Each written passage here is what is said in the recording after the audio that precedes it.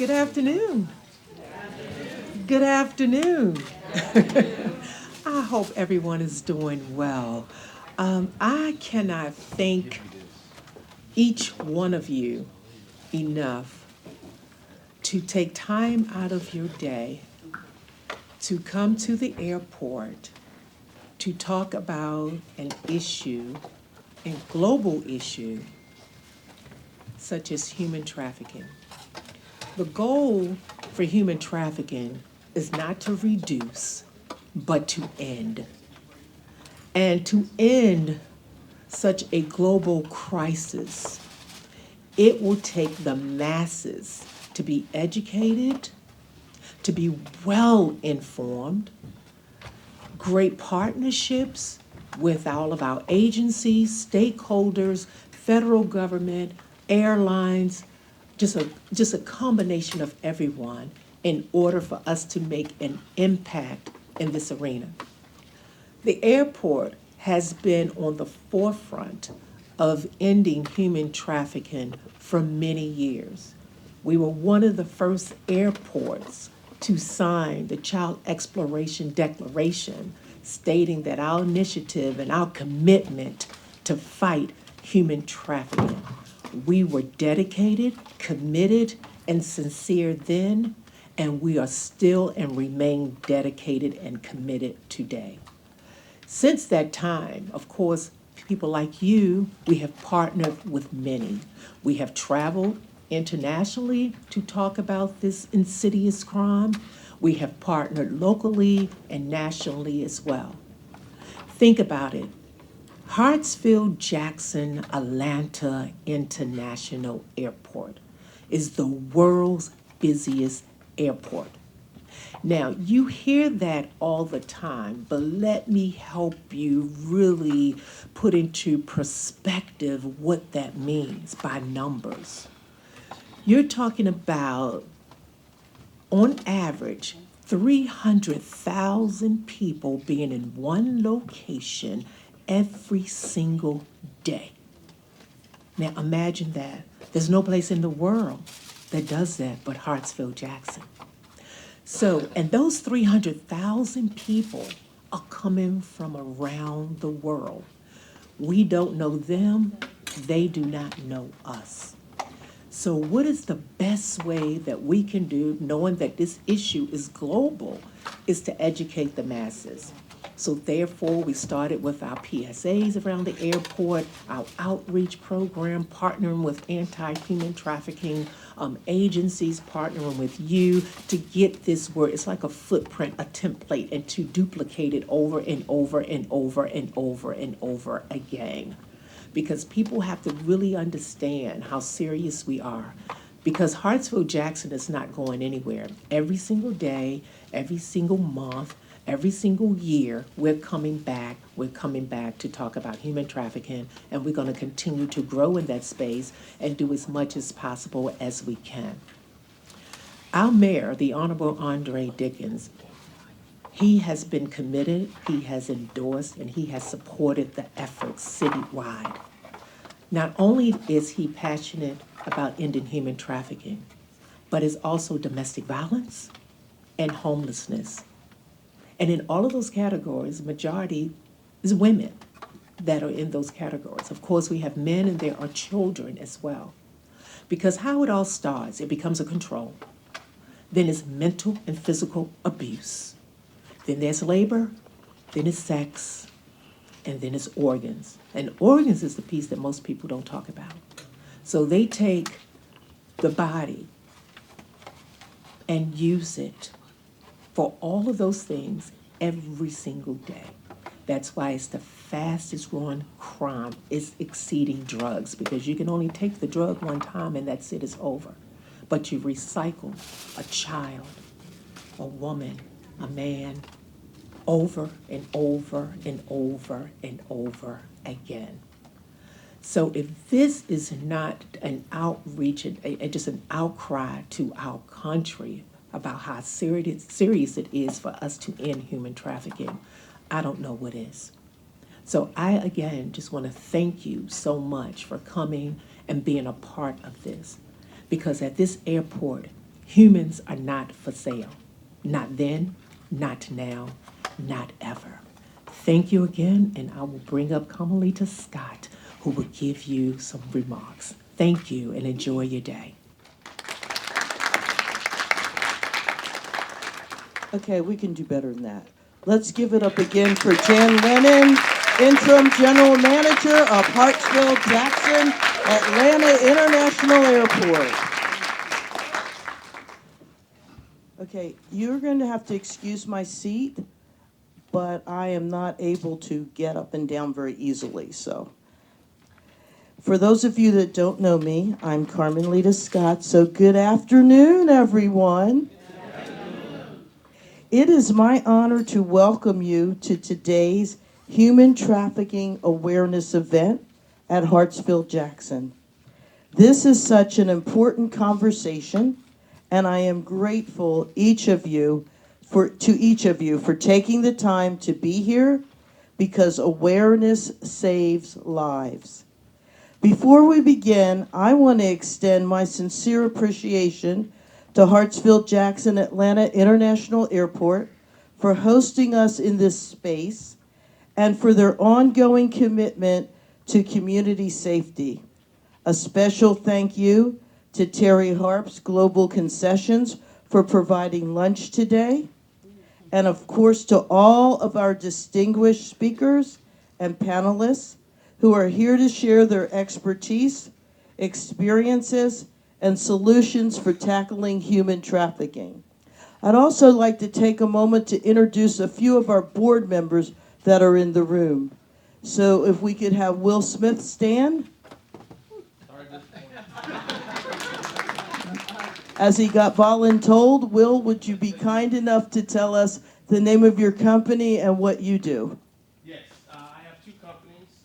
Both are on the airport. One is Global Transport Express, doing business as Grid Trucking. We are air freight centric. American Resources is a recycling company focused on paper, plastic, and metal recycling.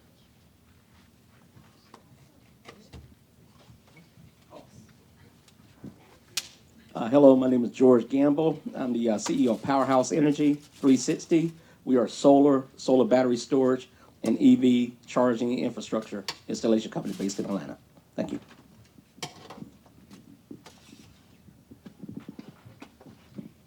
Did I miss any board members in the room? All right.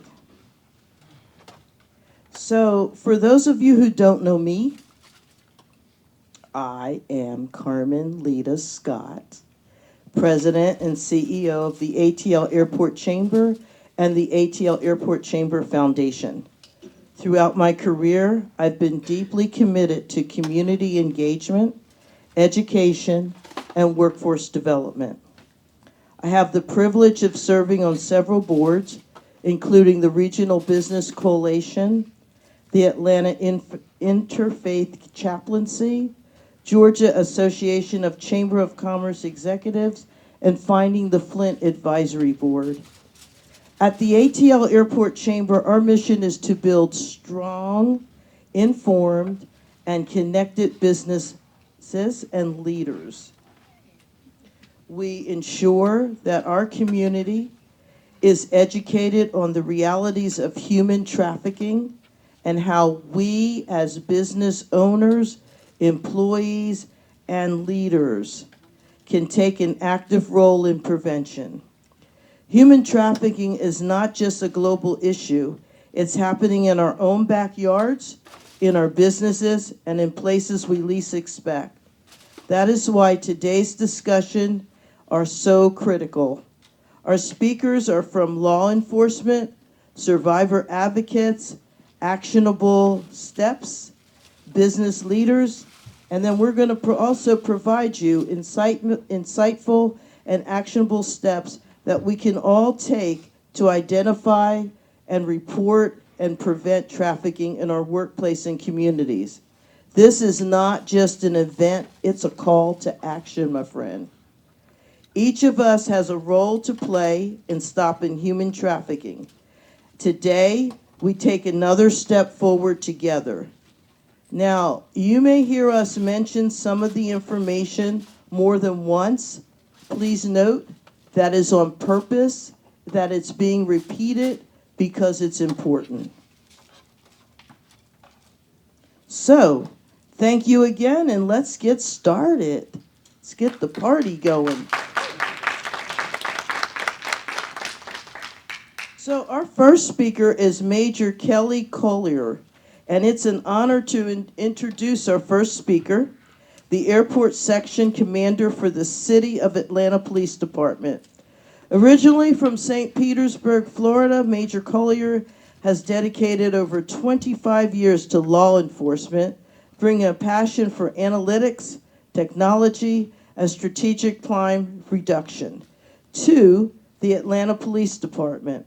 Since joining APD in 1986, he has served in numerous key roles from crime analysis to special victims unit investigator, vice unit supervisor, Midtown Precinct commander, and commander of the airport section at Hartsfield-Jackson Atlanta International Airport.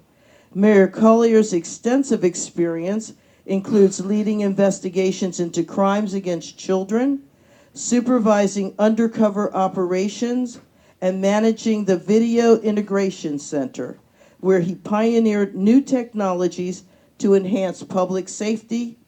His leadership has consistently focused on intellectual lead policing. So it's all about intelligence here. So he's helping with the intelligence part of lead policing, crime prevention, and community engagement. He holds a Bachelor's of Art in Criminology from Florida State. We're not going to hold that against him because he went to school in Florida, right?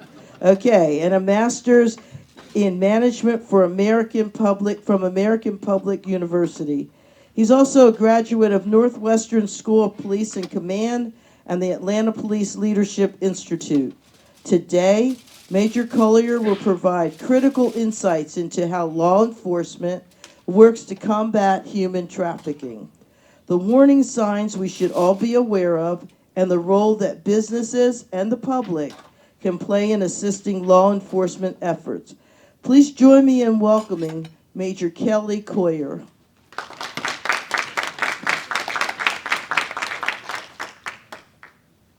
No, that's good. I'm sure they don't want to hear that again. So yes, Major Collier, the commander of the airport section out here at the airport. And so I've been on the department for 26 years. I've worked in a lot of assignments that I've been afforded the opportunity to actually witness human trafficking. I think we should start off with kind of what is human trafficking, and it's basically the exploitation of people for profit. As stated, there's three types. There's sex, there's labor, and there is, where's the microphone there? Right? Okay, great. So, yeah, there's sex, there's labor, and then there's organ, as Jen stated. It is $150 billion annually, a year, annual business.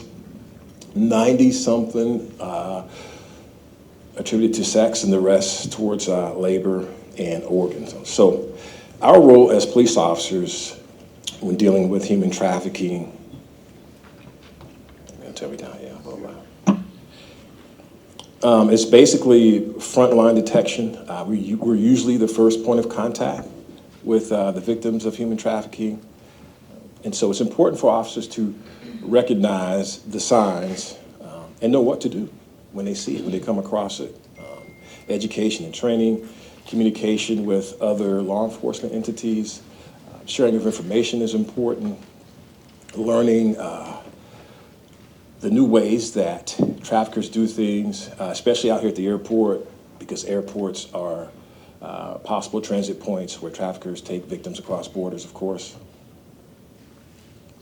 And collaborating with social services, healthcare providers, community organizations that will assist the victims. As I stated in the video, I'm sure some of you probably saw, aftercare is extremely important with our victims. Getting them to talk about their negative experience with trafficking is important. Investigation and prosecution, gathering evidence is what we do. Getting those cases ready for prosecution. Okay, so human trafficking indicators, unusual behavior. When victims, well, not victims because you don't know that they're a victim yet, but if someone shows fear, anxiety, they're very submissive, they're avoiding eye contact, they're very compliant with their captors. Here at the airport, if someone's traveling and they do not know where they're going, they're pretty much evasive. They don't want to talk about their history or where they come from, things of those nature. Lack of control. I think we've all heard this. Lack of control from their personal belongings, their passport, identification, finances, and they're unable to leave the situation freely. As stated earlier, inconsistent stories. They're very vague about their situation and their background. Physical signs of abuse, malnourishment, untreated medical issues, and signs of being controlled or monitored. Presence in high-risk environments, massage parlors, hotels, bars, strip clubs. I was once a supervisor in our vice unit, and we would run undercover details. And so we would usually hit a lot of the massage parlors up on Piedmont. My first time realizing that the Renaissance Hotel was actually on the city was when I was in our vice unit. We would do undercover details, we would call in-calls, where we would look on Backpage and various sex websites, and we would get a room in the hotel, and we would call the numbers that the females had listed on the website. We would call them in, and we have an undercover officer in one room, and we would be in another room listening to what was going on, and once he gave the signal, the call sign, then we would go in and we would arrest the female. One instance at the Renaissance Hotel that's out here, we had a young lady, and we made the deal, and we arrested her, and we went through her belongings, and so she had these notes written in her belongings to her, I guess, pimp. And then it was kind of disgusting. Daddy, I love you, Daddy. She kept calling him Daddy, Daddy this, and you the best daddy in the world, and all this type of stuff. But it was quite disturbing. So we got him to eventually. He was outside in the car riding around, waiting on her to come back. But yeah, it was years ago. But it was actually in the Renaissance Hotel out there. Isolation. Many of the victims live in work in isolated conditions, cut off from their support systems so that they can't be resilient, and often monitored by the trackers.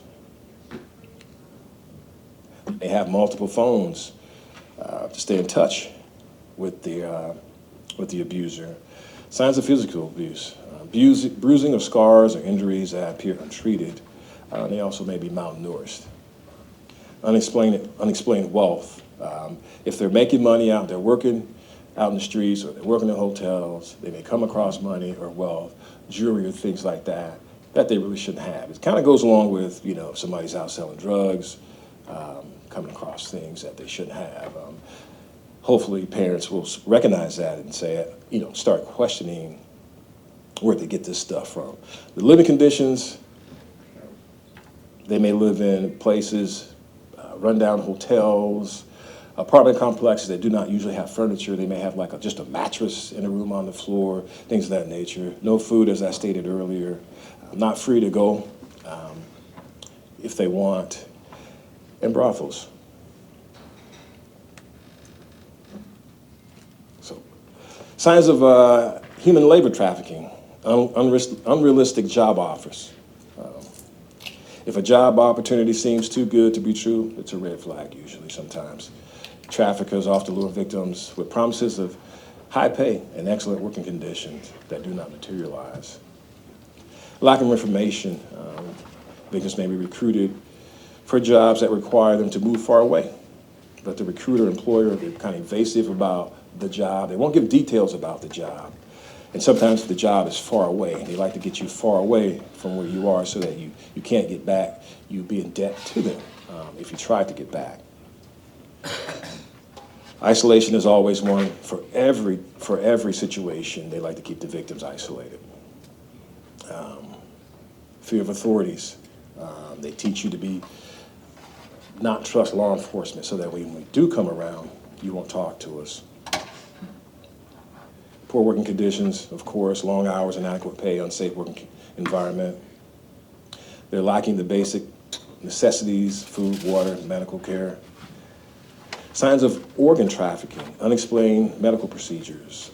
Someone undergoes medical procedures, but they can't explain what they had, or they don't have a history of being sick or any type of illness. They may show signs of recent surgery, such as scars, but lack a legitimate medical history. Coercion. They usually target people on the lower socioeconomic ladder, poverty conditions, facing social instability. They may have been deceived, coerced into selling their organs, often under the disguise of legitimate medical treatment. Isolation and control again, inconsistent stories, vague accounts of the circumstances regarding how they came into the situation or the nature of their medical treatment. And that's pretty much all I have. I'm welcome to take any of your questions about any type of human or sex or organ trafficking. Yes, ma'am. Thank you for the great information. I'm just curious now, the first case that you described, where The young lady was in the hotel room? was she from Georgia or was she I don't think she was from, also with regard- I don't think she was from Georgia. Oh, hello. Hey, good morning. No, seriously. Where was she? Was she? I did can't remember live in exactly where Georgia? she was from. And this gentleman, well, this man, this person, where was he? I can't remember either. It was You some don't? years ago, and I Oh. was kind of just supervising everything and making sure everything was done right. Yeah, I can't remember exactly where she was from. Okay. Yeah, sorry about that. It's unfortunate there's so many of these situations, it is difficult to remember where they're happening at. Yeah, it does happen. We did a lot of that in Vice. We did a lot. We arrested a lot of people. I really got to see the underbelly of the city work in Vice. We did a lot of prostitution, drugs, illegal alcohol sales, and things of that nature. We worked in hotels. We hit a lot of massage parlors and things of that nature. Did a lot of streetwalkers, and they had a lot back then. Yeah, a lot of that. Yes. What about organs? What kind of organs are? We don't see much, well, I haven't seen much organ trafficking here. I've heard a lot about it in other countries, but not here. Usually if if an area has a place where people do different type of medical procedures with the wannabe doctors and wannabe nurses, and those are usually signs of organ trafficking. Good afternoon. My name is Rosalind Uter with Mother of the Starters Foundation. I have a question. About 12 years ago, it was known from some of our young ladies in the program about the hotels alongside Godby Road with some trafficking. And then also, how familiar are you with the in-house with the boyfriends that are pretty much pimping, bringing young ladies over for overnight stays and then also using them for trafficking at the time? The first question, Godby Road, that's not inside the city limits, but there is a metro, it's in College Park. There is a metro task force that does that now, that goes in and investigates human trafficking. And it's comprised of all of the law enforcement agencies and the GBI within the state. And what was your other question? The other question was just how familiar do you see the in-home trafficking, where it's the boyfriend or stepfather, perhaps, that are bringing young ladies in overnight stays and using them as, basically trafficking? Bringing them in from? For a friend of the daughter or, overnight stays. We find out that is another form of trafficking that is taking place as well. I haven't seen that. Like I haven't been in that in some years. So if it's something new that's occurring, it's possible. I can't comment on that at the moment without asking someone from that unit. Roslyn, we're happy to find some resources on that through the ATO airport and through the chamber. for maybe some organizations, and maybe some of our other speakers will speak to that today. Thank you. But I can get that to you, Roz. All right, thanks. Hi, my name is Rosie Palmer with Connecting Communities and Families. And my question to you is, and when you find those individuals that have been trafficked, do you have a place or resources readily available, or do they go, how does that transpire once you We do. We identify? have resources available. We communicate with a lot of nonprofits. And they do a good job. Part of training is to be able to talk to those individuals, knowing how to talk to them, especially on the front line, not making them feel embarrassed about, what they've done or what they're doing. How could you do this? Yeah, that's all a part of that. So it's very important. Yes, we do work with nonprofits and other community organizations. We'll take 2 more questions and then we'll. Can you hear me? Yes. Major Kelly, Kelly Collier, thank you so much, and thanks for having this. My name is Lance Robertson. I'm actually with the hotel industry, Natson Hotel Group. We have several hotels, 40 hotels in Georgia, and several in the Virginia Avenue area. Part of my job is to make sure we educate our housekeeping staff. We've been given, January is National Human Trafficking Month, so I think this falls in line with this lunch and learn that we're having. The biggest thing now that when I see people, you ask them, are they okay? Do you need something? Because sometimes people's eyes shift, they're not talking to folks. And now I have a third eye looking for, and we have our staff. We have a bilingual class that we gave to 4 of our hotels right now to make sure we can mitigate that. We're working with College Park and East Point Police Department as well. But this is worthy, but you have to have that eye and look and ask the questions, or give some type of signals, because sometimes people need help and their eyes will tell you they need help. So therefore, you have to figure out how to provide that to some safety person that can help out. But I thank you for this class. Absolutely. Absolutely. Do you have any other suggestions for the hotel owners and the other businesses in the area of what they could look for and where they could get support? First off, never put yourself in harm's way.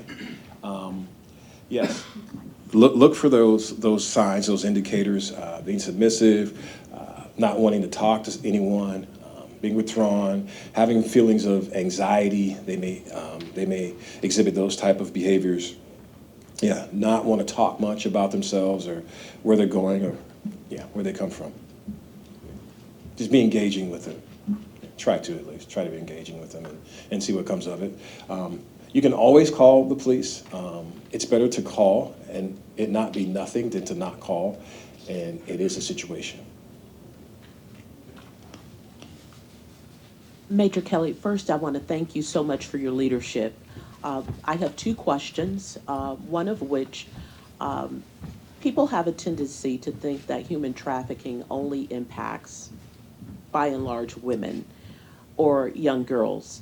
Could you talk about the dynamics and the statistics with regard to gender, with both male and female?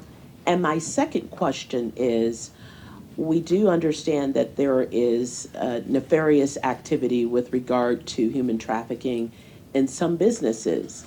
What kind of repercussions do some of these businesses have? What kind of repercussions do you all leverage on some of those businesses when they are aware of those kind of activities occurring?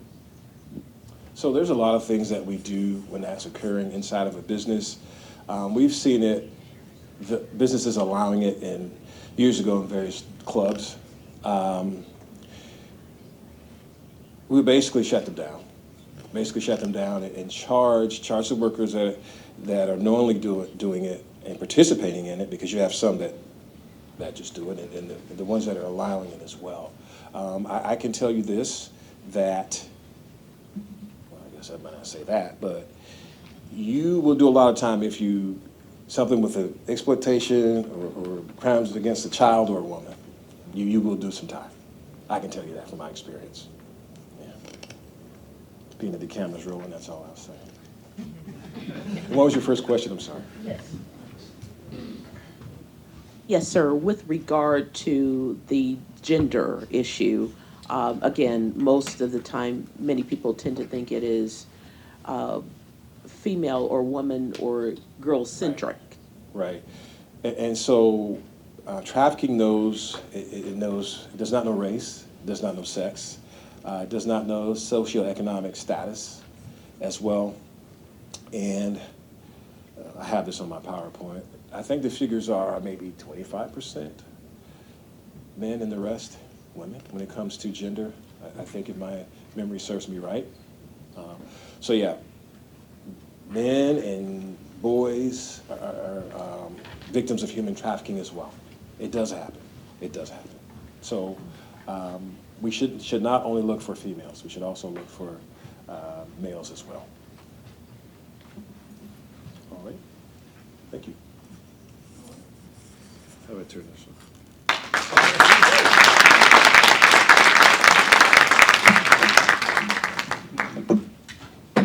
Major Kelly Collier, thank you so much for coming and sharing those insights. We definitely appreciate you and your service. Thank you, Major. I just wanted to say I do have to step away now. I have to attend another meeting, but I just want to again thank you so very much. And I just wanted to add to a couple of questions when you talked about organs. As the major state, you have certain areas that's more prominent, especially if you locate the person, because normally when they get to the organ pieces, again, kidney, or things that they can sell in the black market, the person has expired at this point, and sometimes they dispose of the body. You never find it again. So that's why that is really still under the radar a lot, but it does happen in this process of human trafficking. And yes, definitely a majority are women, but it is boys as well. And then of course, children. And that's why the human trafficking laws was developed, because of the children. Because prostitution was already there, but that's more so considered as consenting adults. But when you're dealing with human trafficking, you're talking about children who do not have a voice and they cannot make those decisions. And then Rosalind, the statement that you talk about as far as the sophistication it has gotten, that yes, it could be your uncle, your father, your brother that is involved in this, and they take their nieces and their daughters and their children and they sell them into this insidious world. The other issue that you have to remember, the marriage situation. If you have a child and they are underage, you can give consent for your child to be married to someone. It is the law. But that parent who is actually giving her child hand in marriage is also now taking that child and then introducing them to human trafficking. So that's what is happening now, because you do know parents do sell their children. It happens into this world. And secondly, children, your friends. Please understand that there has been children in this space for so long, so they are just brainwashed. But they could be your friend's best friend. But your friend, your daughter's best friend, or your son's best friend is a recruiter, and you don't even realize it because they've been in that space and they're so numb. And then eventually, as they befriend your child, then they go to a place or some event, and then they're captured. So that's another thing that we have to be very, very, very conscious about, really. So again, thank you so very much for your time. Thank you, Jan. The next individual that I'm going to introduce, it's a privilege. This person is an extraordinary leader. This person is an advocate. And this person is one of the best people I know in this world for what they are doing. So I'm going to introduce you to Bishop Donna Hubbard, the Executive Director of Women at the Well Transition Center. Bishop Hubbard is not only a survivor of human trafficking, but she has dedicated her life to empowering and restoring the lives of women affected by incarceration and trafficking. In 1994, she founded Women at the Well Transition Center, or WATWTC, a nonprofit ministry that provides training, counseling, and direct services to formerly incarcerated women and survivors of trafficking. Through her organization, she has championed programs such as Parenting from Prison, Street Intervention, relapse protection, prevention, and reentry case management. A globally recognized expert in human trafficking awareness, Bishop Hubbard has worked with Airline Ambassadors International, training frontline personnel across Hungary, Latvia, Kenya, Thailand, the Philippines, Colombia, Iceland, Qatar, the UAE, and Korea on how to recognize and respond to trafficking. Her leadership extends beyond advocacy. She is a flight attendant for a major commercial airline, a co-author of the Leadership Development Training Institute for formerly incarcerated persons, and in 2023, she became the first woman bishop of 113 churches worldwide.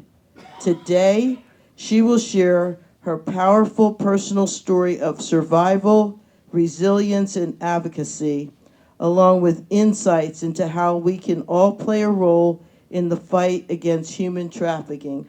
Ladies and gentlemen, please join me in welcoming Bishop Donna Hubbard.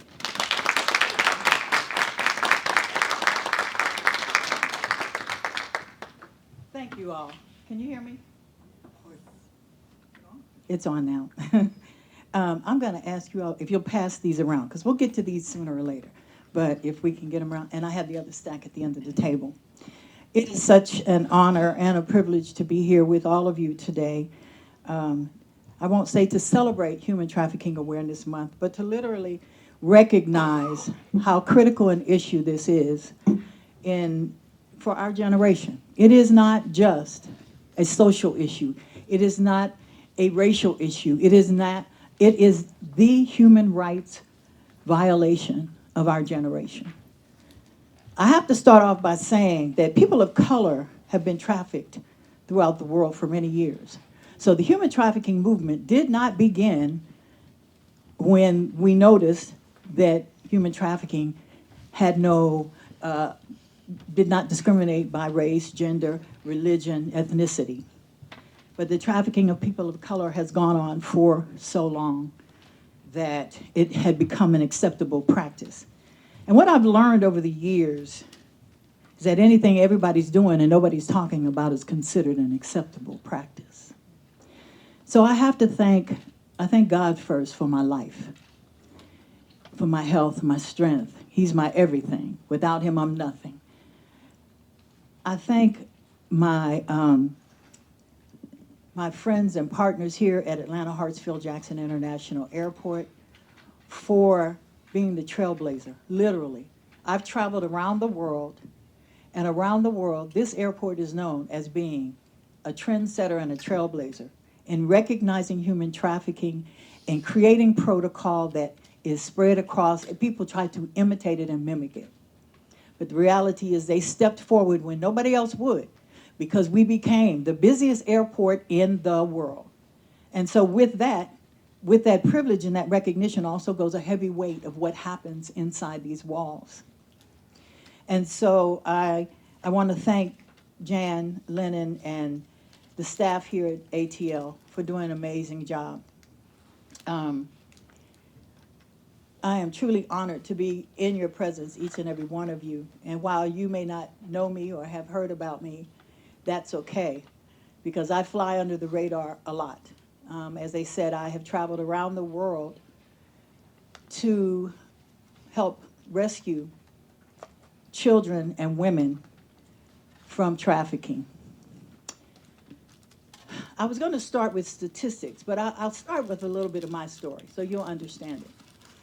I was young. I was looking for love in all the wrong places. I was married off at 16 years old. And at 16 years old, I thought that, all I had to do was have babies and take care of my family. But there was always a calling inside of me. I'm a preacher, y'all, sorry. And there was always a calling inside of me. And so I know I have a time limit, so I want to keep to that. So there's a whole lot more I could tell, but I need to tell you certain things that are really important. Number one, I, like a lot of young girls, were looking for love in all the wrong places. I didn't know where to look. I didn't even know what love was. In fact, I grew up in a community where if a man didn't beat you, he didn't love you. And that was the cultural norm. And, it is surprising to hear even now, but it was the truth. Domestic violence happened in our homes, and we kept it secret because we lived by the code that what happens in here stays in here. And so I was married off at 16 years old. I had children by the time I was 20. I knew that couldn't be, I had 3 children by the time I was 20, and that couldn't be all there was to my life. I got a job as a flight attendant. That was amazing in and of itself. They weren't hiring girls who had a bunch of babies.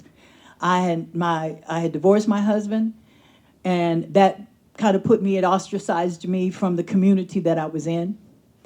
And so I had to look for ways to support myself.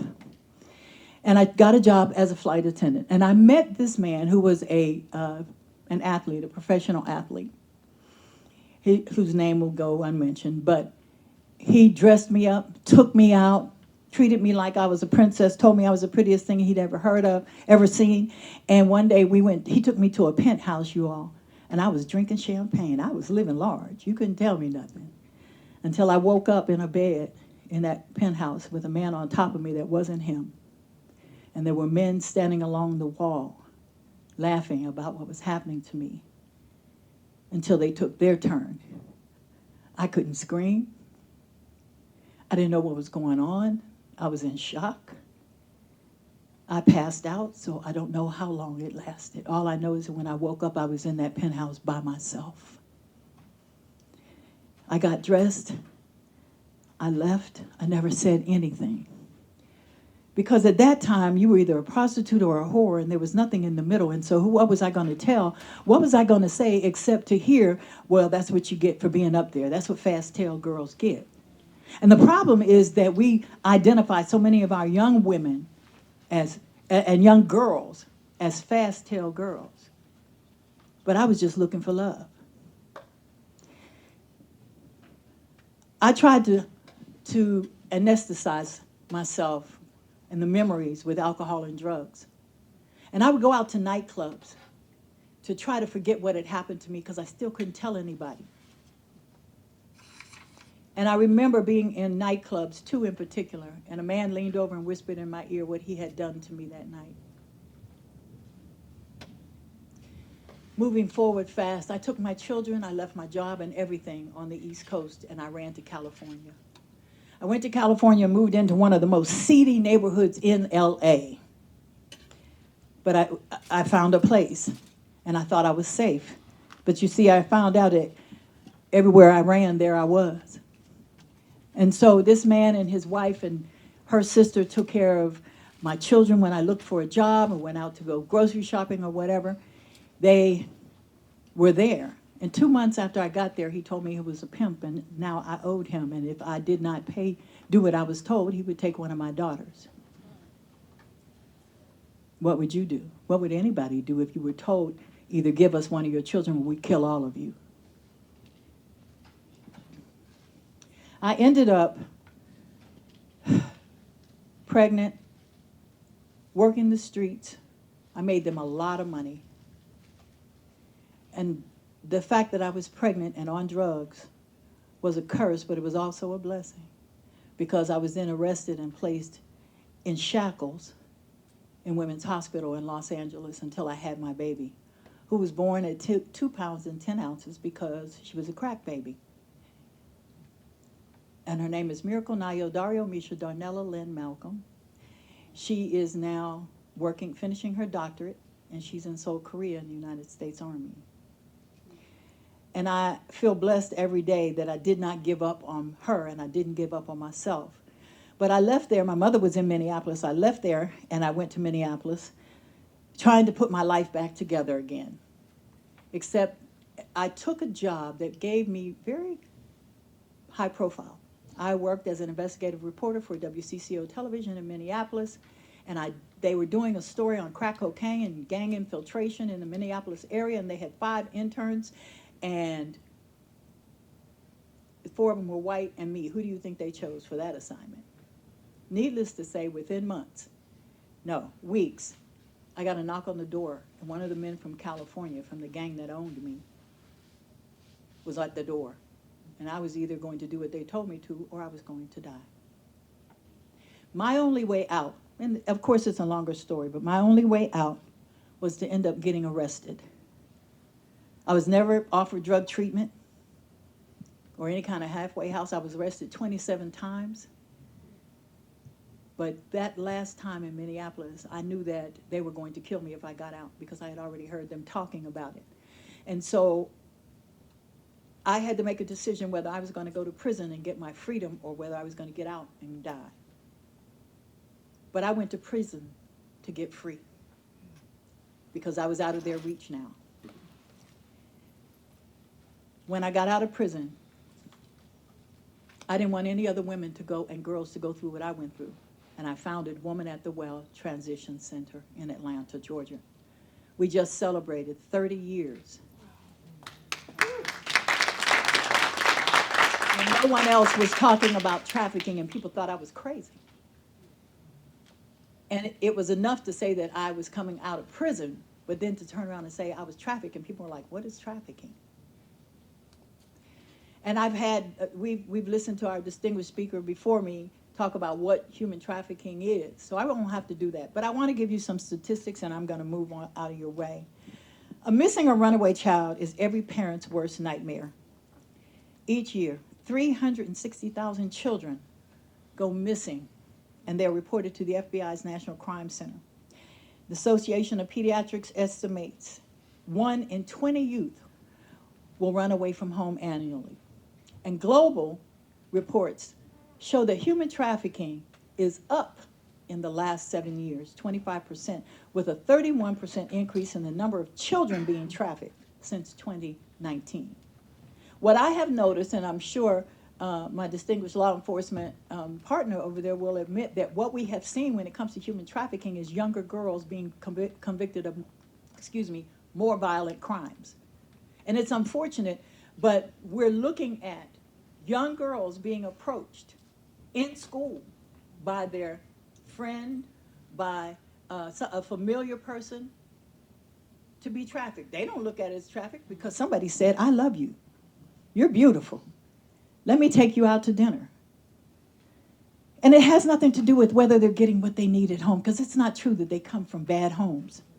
Not all of them. J.D. Vance cited studies showing that an additional 320,000 migrant children who crossed the border without their parents are now missing in the United States. And it's no secret that minority communities are disproportionately impacted by the issues. If you look at the packet that I gave you, 1,000 children every day go missing, and 90% of the time, those children are children of color. African American girls, 11 to 21, are 4 times more likely to go missing than their white counterparts. We don't know how severe the true minority and missing problem is because there is inconsistent demographic data and different reporting across the board. So I want to talk about the fact that I spend my time on the board of directors for the Family Health Centers of Georgia, the Department of Transportation. I'm a consultant to the United Nations Office on Drugs and Crime, ICAO, which is the International Civil Aviation Organization, and IATA, the International Aviation and Transportation Association, where I am a consultant. Basically, I'm the eyes in the sky. Why? Because I'm the first human trafficking survivor hired as a flight attendant in the United States. And when American Airlines looked at my resume and they said, we think we got the wrong fingerprints. Can you come back and do another set? I said, no, you got the right fingerprints. I ended up doing almost 10 years in federal maximum security prison to escape my traffickers. It was either that or I was going to die. And so I want to round it up by talking about the challenges. One of the challenges in fighting human trafficking is that there's a lack of data sharing. We don't share information. We have our local law enforcement, we have hotlines, we have the Department of Transportation, and then there is the cultural hesitation to give information about our children and our missing family members. We just figure she's on drugs, she's out in the street, and oh well, until she turns up dead on Bankhead or somewhere else. So that is a major challenge in the fact that we don't share data. The other thing is we think that it happens to someone else. And I can tell you it happens right in front of us. It happened to me. It happened to me.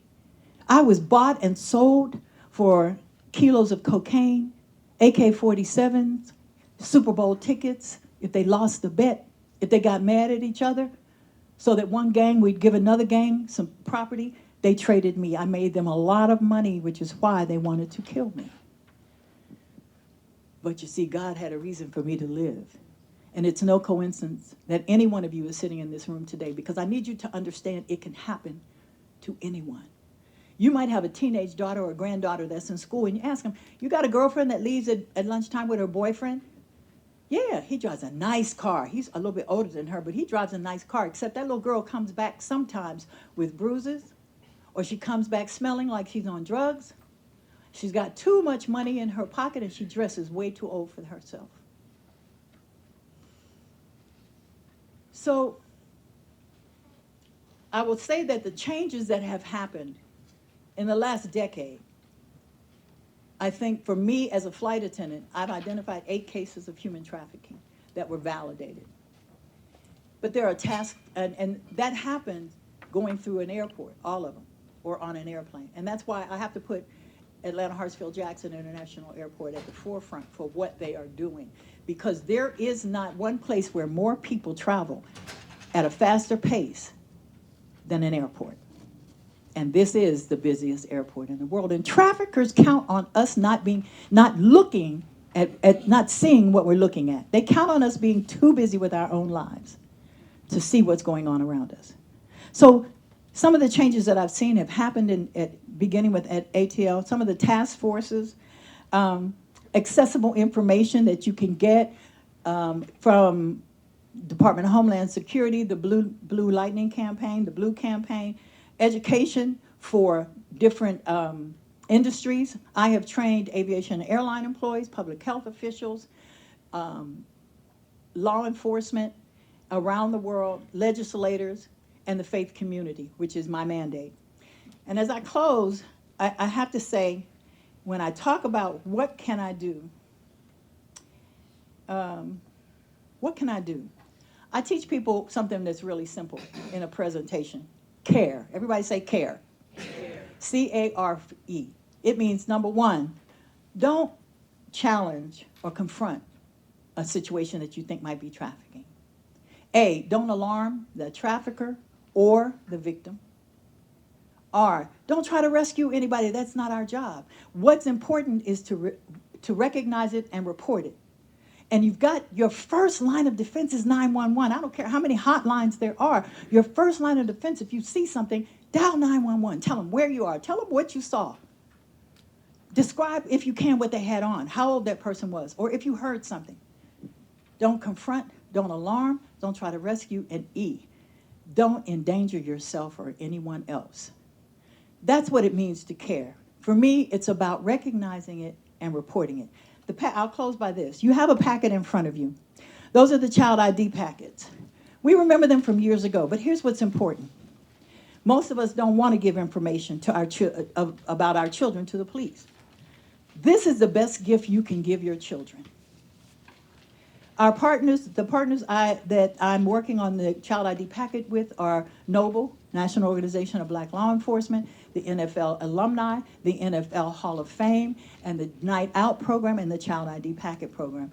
And now Woman at the Well Transition Center is an official partner. And so you take that, fill it out for your children, your grandchildren, put it in your safe. There's a fingerprint in there. You can take DNA, put it in your safe, put it in your Bible, put it up on a shelf, because you don't have to give it to anyone until you need to give it to someone. And when they have to tell you, okay, we're going to need 48 hours to put all this information together. You have a packet that says, no, you don't. Here it is. You can start looking for my child now. Just to add an end to this, There was an elderly woman missing recently. Her family had filled out those packets for their children, but they also filled one out for grandmama because grandmama had Alzheimer's and dementia. So they looked all day for her. Grandma grew up 2 blocks away from where she lived. Guess where they found her? 2 blocks away in the house that she grew up in. How did they identify her? With that package. There's a way that you can order them. You can, the address to order them, as many as you want. I am happy to come and do a presentation, not just on the child ID packets, but to educate and inform individuals, and depending on your industry, on how to recognize and report human trafficking. And we will, I'll be looking forward to hearing from some of you all to order packages, and hope that you will all take a look around you and see what you're looking at. Thank you so much.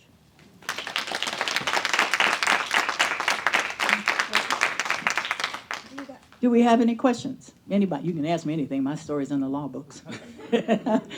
Oh, let me tell you this. I have 8 children, 16 grandchildren, and 12 great-grandchildren. And I look good. So any questions? Yes, sir. Hey, so I've worked human trafficking cases in the state of Georgia. I'm a special agent with the Georgia Bureau of Investigation, and I helped start our human exploitation and trafficking unit 4 years ago. So this is near and dear to me. I've put a lot of time and resources and effort into working these types of cases. So it's great to hear from survivors like you. And I always like to ask, is there anything that law enforcement could have done to have gotten through to you when you were going through that period in your life when you were being trafficked on the street? Is there anything that we could have said or done differently that would have made you trust us or want to talk to us at that point? I want to thank you for asking that question, and I'm really serious. Thank you for asking that question. Because for so long, just like rape victims, part of the blame was placed on the victim. And one of the problems that we have today is too many victims are being criminalized, and there were too many. I had to spend time in prison. The criminalization of victims destroys, it further exploits that individual who was a victim. Now they're incarcerated because of the crimes they committed to survive, and yet they were never looked at as a victim. The partner that I work with on the streets here in Atlanta is a DeKalb County deputy sheriff, and he and I have worked together for a little over 20 years. We've helped to rescue about 2,000 girls and women here in Atlanta. And so I would say that, number one, I think that there has to be a re-education with law enforcement about victims.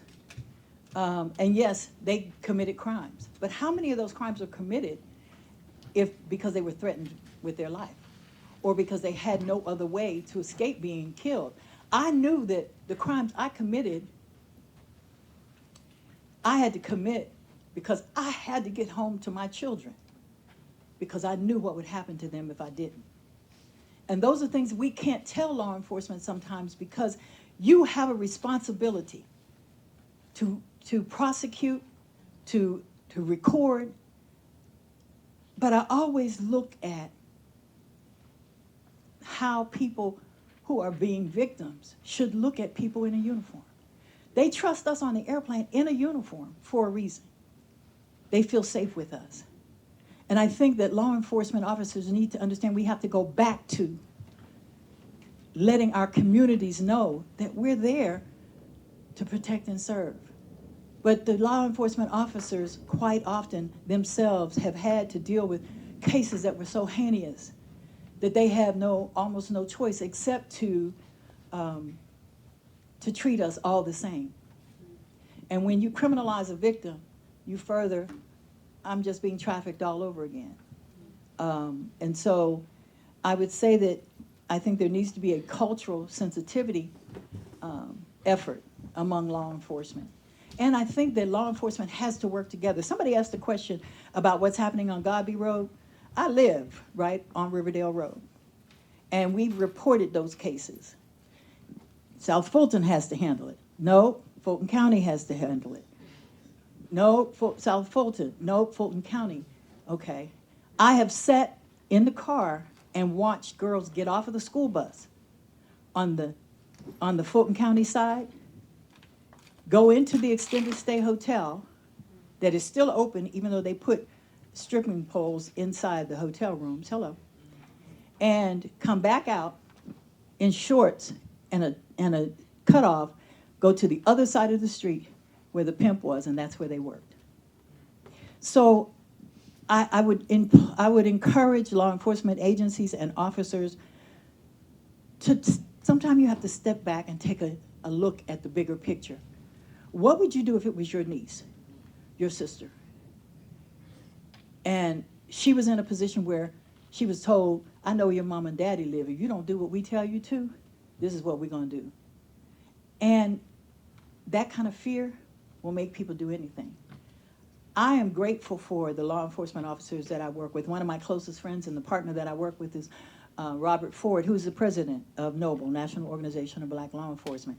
Torian Weldon, who is a deputy sheriff in DeKalb County. Those are the officers I work with.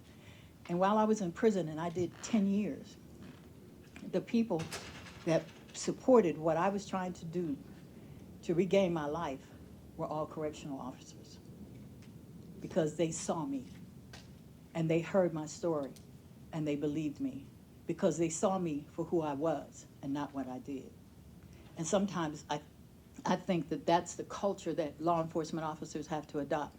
And when they see these situations, is to look at who they are. They're somebody's daughter, somebody's mom, somebody's sister, and not just what they did. So I get calls, Officer Weldon and I get calls day and night from the officers that work the area where we usually are on Fulton Industrial Boulevard and Metropolitan. And the officers will say, hey, Bishop, I got a young girl. I don't want to lock her up, but if we can't find a place for her, we're going to have to lock her up. And that matters to me, but it matters most to them, because we try and get them back to their families and reunite them. So I hope that answered. Did that help? Yes, sir. Thank you. Thank you. Yes, ma'am. I love the name of your company. It's Woman at the Well Transition Center. And I did that because there was a woman that's talked about in John Ford that she went to the well. And when she went to the well, Jesus met her there. And he ended up telling her all about herself, and that's what set her free. It's what people tell us about ourselves that sets us free, not what they tell us about other people. It's what they tell us about ourselves. And that woman ran into the town, and she said, come see a man. Now, can't you just see a hooker running into town talking about come see a man? And they probably said, look, you know every man. She said, but not like this man. This man told me about myself, and that's what set me free.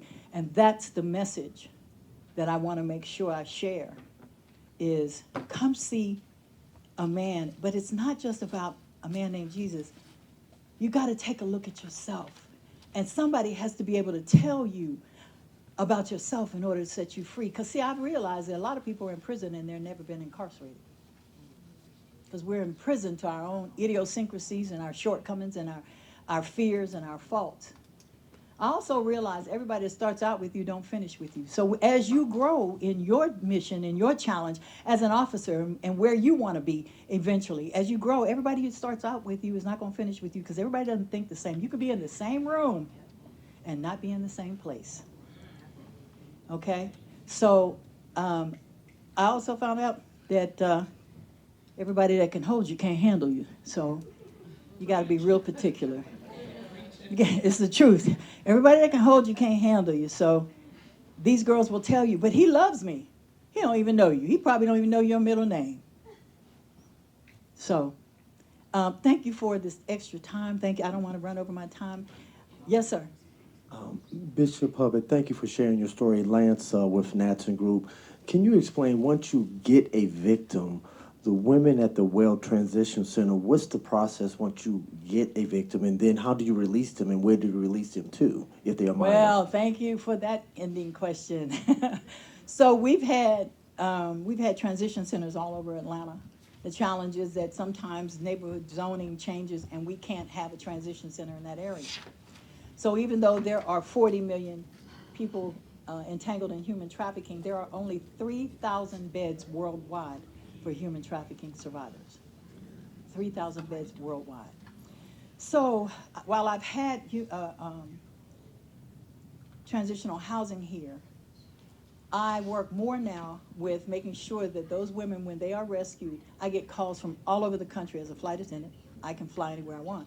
So, but I get calls everywhere. Hey, I've got this girl, I've got this young woman. We don't have any place for her. Can you find a place?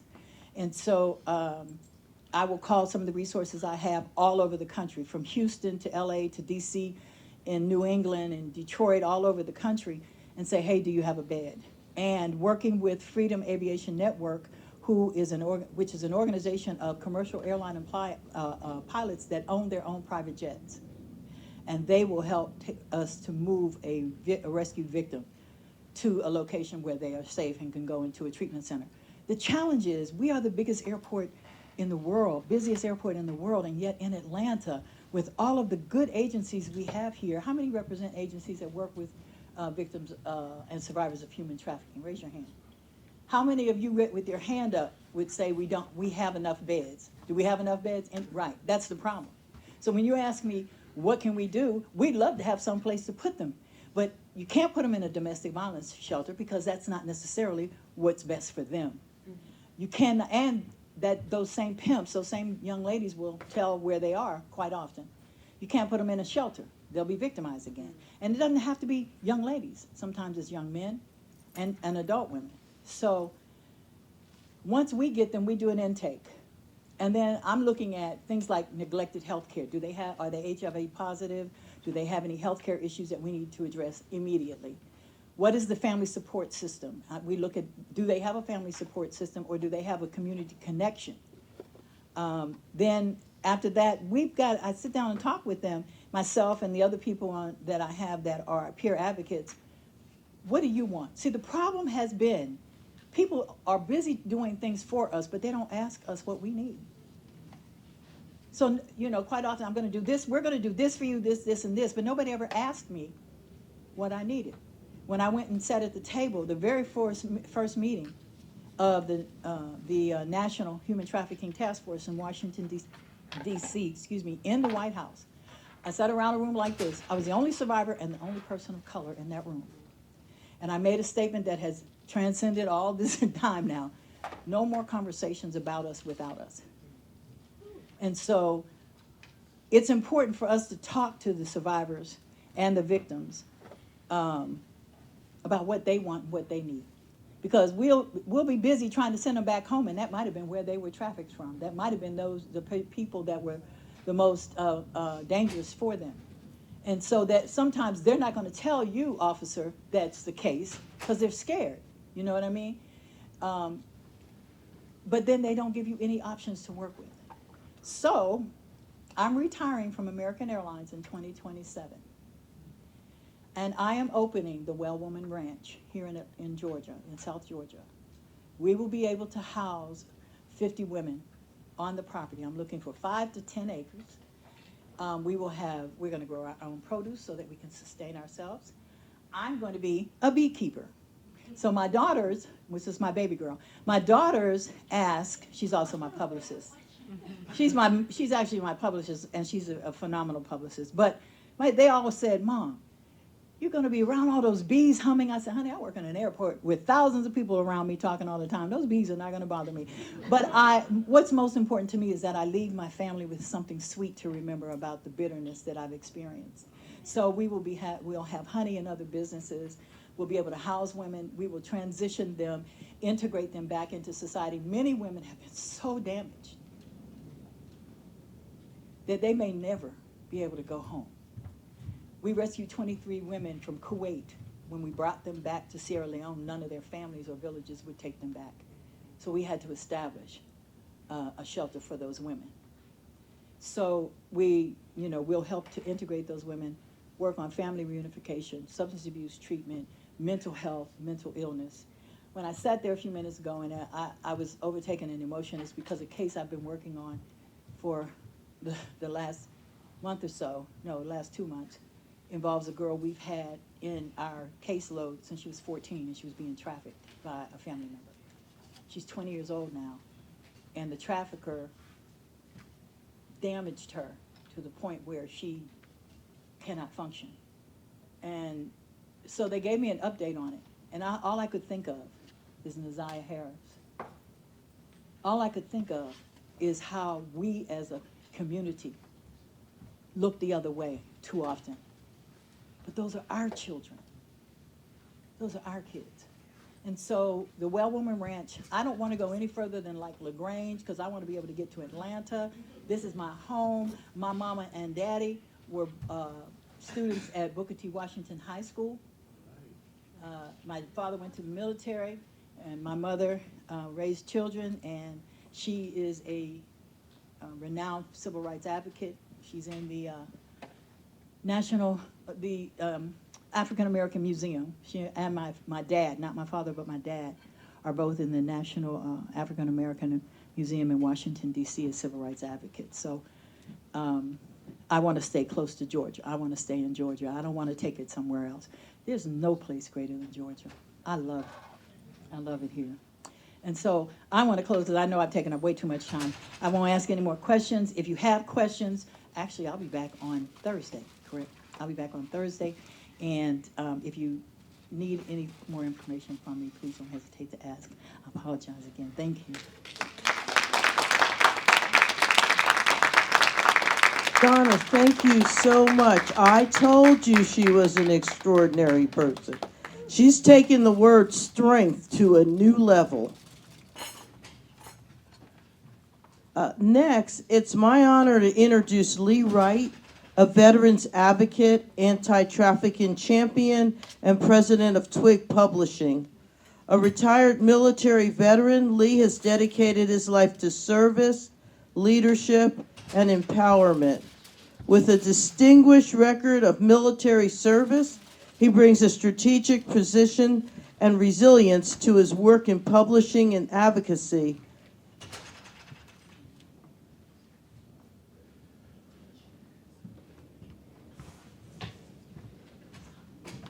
As the president of Twig Publishing, he has built a trusted platform for authors, businesses, and event organizers, helping them share their stories, brands, and missions in impactful ways. Beyond publishing, Lee is a passionate advocate for veterans against trafficking, using his voice to raise awareness and drive action against human trafficking and exploitation. His insights on leadership, resilience, and the transformative power of storytelling continue to inspire audiences across various industries. Please join me in welcoming Mr. Lee Wright.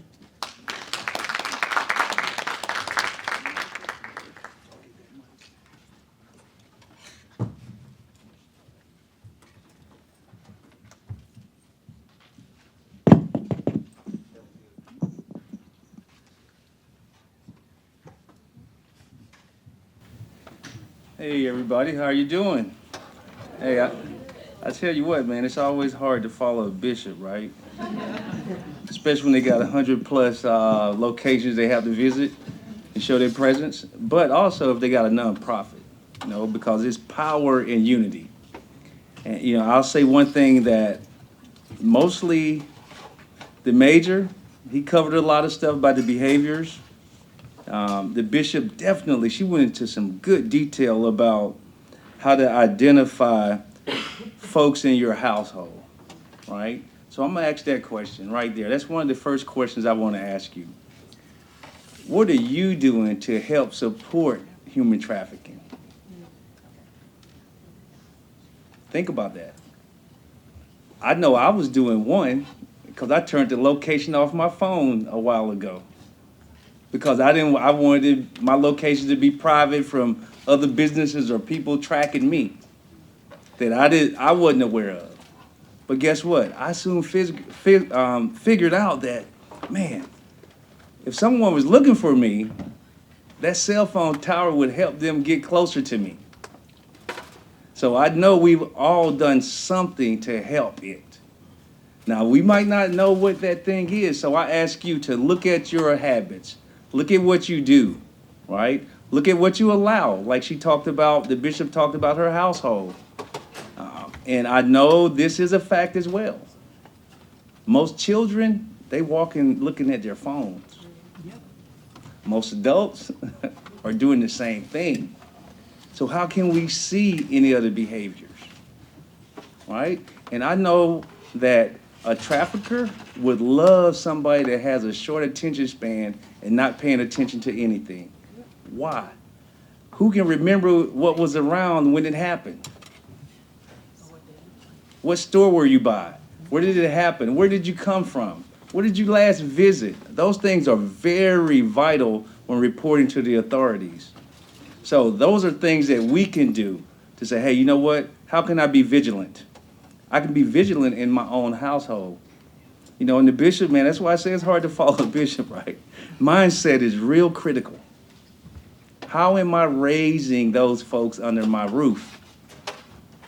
Am I teaching them to be so private that they don't share things? Am I teaching them to be, you know, to being submissive naturally? That makes it easy on that human trafficker. Am I teaching them not to be creative and think about things before they do them? Like, we're going on vacation overseas. What is one thing we need to do? We need to find out what's the local authorities' number if we get captured or somebody comes up missing. Right? And on my slides, I got some slides, but it's one slide I'm definitely going to show, not now, because I can read off unless you go through them. I would love for you to go through them too if you could. But one of the critical things, a clicker, left, right, left? Okay, there we go. All right. So one of the things that the military does, whenever we're in any other country, we're vigilant about identifying human trafficking. So we don't socialize, or we identify folks who's doing it and get their local authorities to try to combat it before they bring those folks to the United States. Because if you know, a lot of countries, hey, the law doesn't really enforce it. It's wanted. Hey, come on, get some folks in here, some cheap labor. We can let some, how many times have you seen the fashion world use sweatshops and stuff? Right? And guess what? Who's wearing the clothes? We are. Right? So that's that thing under the head, under the household that we can kind of, you know, be vigilant about. What are we doing? What are our activities that may help support human trafficking? As I go here, everybody read that real quick, but Atlanta is one of the highest regions for human trafficking. Right here under our noses. And it goes, Bishop, you know I love you, right?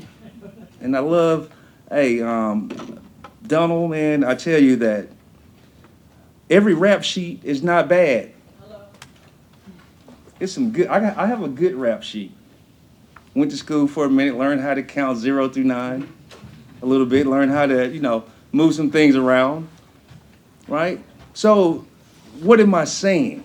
I'm saying don't judge that person based off what you see. Judge that person off of the actions they're doing right now.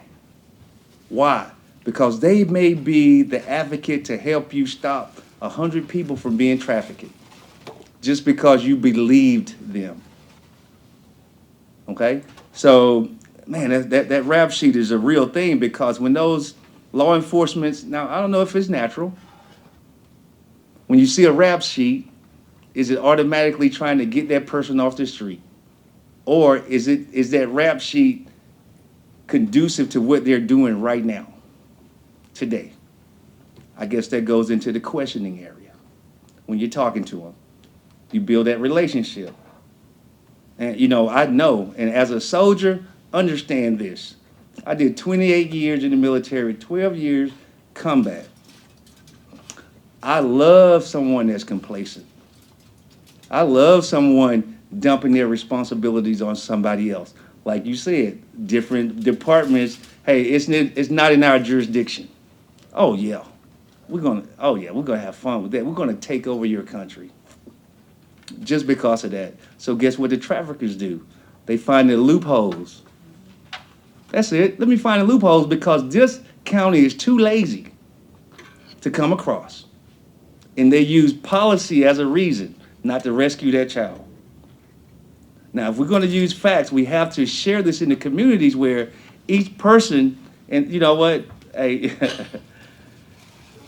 I say lazy, because one of the jobs I had in the military was figure out what the enemy is weak at and use it against them every chance you get until they fix it. Now, when they fix it, they're still weak, find it. So if we see that those jurisdictions are things that's keeping us from being vigilant, we have to really address that, right? Next slide. Man, the major covered a lot of these things. So kind of read through that a little bit. Some of the physical indicators, they already talked about scars, burns, work-related, long hours, no breaks. That may be some of us, right? So we're constantly working and creating. That's right. Short breaks.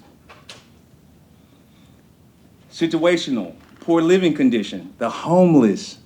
And I know we know the homeless are so easily victimized. Do we care? At some point, we have to care because anyone in our family can become homeless. And then we can't pick and choose just to care about that one homeless person. That's not right. And a trafficker, hey, if I get a young lady or a young man that's got a rap sheet and homeless, I'm batting 1,000. If I'm in baseball, I can use them how I want. Discard, recycle. Discard, recycle. And they have nobody to go to. Why? Trusting their local authorities, that could be hard too. For them, because they already know, I'm not even gonna put you in jail. I don't have time because you're just gonna keep doing the same thing. Human trafficker love it. They have no one to run to. Collaboration. That's one of the things, and I'll say Twig Publishing, one of the things I totally believe in is collaborations. But in order to collaborate, you have to open your mouth. You have to ask those questions. You have to seek someone that's like-minded or somebody that can become like-minded. Collaborations are critical. And hey, nonprofits, you already know. I got to put them real high because that work effort they're putting in to try to get the funds to try to help the community, listen, that's all skin in the game. I don't know too many people that profit on a nonprofit, but if they do, I'm not talking about them. Okay? I'm talking about the folks where it's always skin in the game. So find that nonprofit in your community.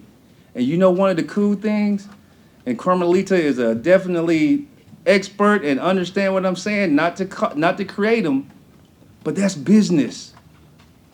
That's business collaborations that can collaborate with the chamber. And guess what? You're that advocate without depending on somebody else to be. If you have time, though, you might not have time because you're looking at your phone, walking through the city. Make that time and effort to either join with someone or create. Don't confront because, like the bishop said, you don't have all the necessary tools for the after-action effect if you confront somebody. Because they may have the whole neighborhood with them and support them. Okay? That's what the local authorities are for. Now, one of the things that the Veterans Administration is doing, of course, with the government, is the HERO program, the Human Exploitation Rescue Operation. Now, that's a program that you can go on USA Jobs right now and apply for and get employed, and they need people. It's a 13-week course where you can go in and they're gonna pay for everything for you, your room, your board, and give you a per diem in this program. So take a look at it. And like I said, at the end, you're gonna have a QR code. I'm a QR code master. What, you need one now? Okay. And on that QR code, you're gonna get all these slides, okay? To take with you, and all the links are hot, meaning you can click on them and go to them, all right? But check that program out. And like you see, you have a point of contact, Patrick Harmon. His number is there. You'll get it and call him. He's linked directly with the folks in the program, in the military, and they're looking for people that's motivated and want to make a difference, right? I almost said next slide. My bad. Okay, here's a little bit about the state data. in Atlanta and National, in Georgia. About 405 missing person cases open.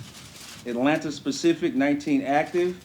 This was 2002, but I'm quite sure it's changing now. And like you said, 12 involving women. You know what? We need to track the gender more, right? Hey, because, you know, some handsome men out there, some weak ones that's getting taken just like any weak person might, right? Because if you get taken, you were weak. No, you had no support. That's how they identify you, the weakness that you display, either in your actions or your conversation.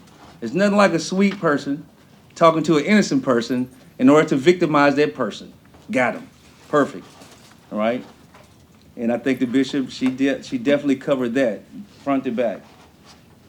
National, as of 2021, or in 2021, 500 and some thousand cases. Just think about the initial case report and the pain the family was feeling. And then the joy they found out that somebody helped them with over 400 and some thousand rescued. That's being vigilant in what you do. These links will be added. You'll have all those links as well. What can you do? We're doing it right now. Call to action. Don't leave out of here not doing your own research.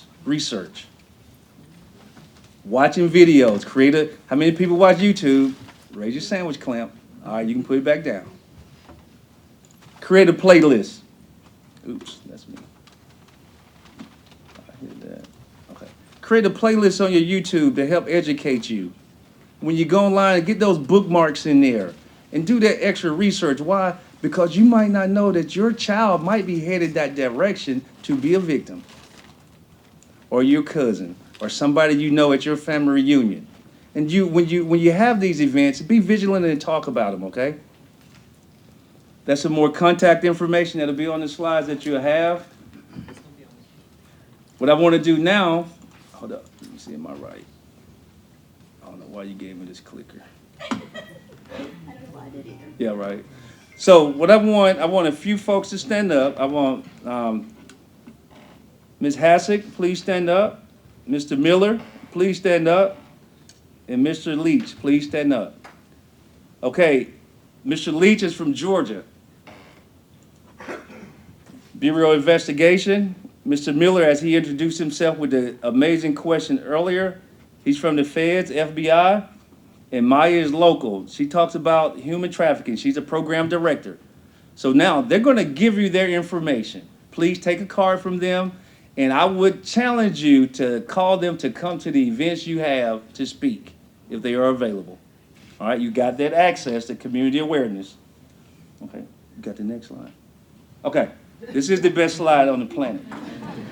Right? This is the one you want. Right here. That's the one you want to scan. It's going to take you to the slides. Once you fill your name on it, you're going to go to the next page, and then you'll see the link, click it, and have fun, download it, share it, or do what you want to with it. Are there any questions of me? Okay. All right, I got a question.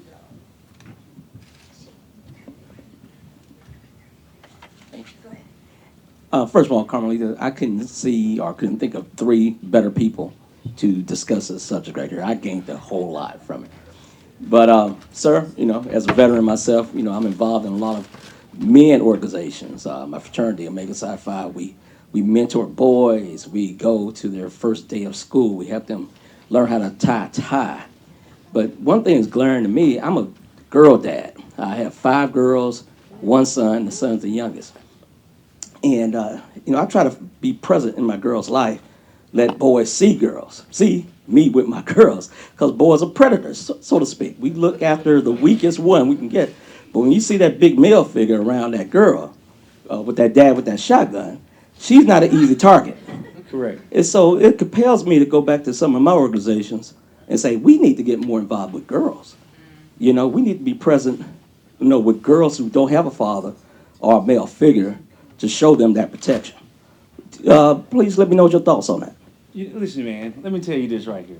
So it was I was talking to somebody, and it was a big women's group, right? And I was talking to the president of the group. And one of the things I asked him, this was a couple of years ago, I said, you don't have any men speaking at your event. That makes 0 sense to me. Men, you don't have any women speaking at your event. That makes 0 sense to me because we create a closed mind conditioning when we do that. Why? Because you know how much we can help the other gender by telling the truth about ourselves?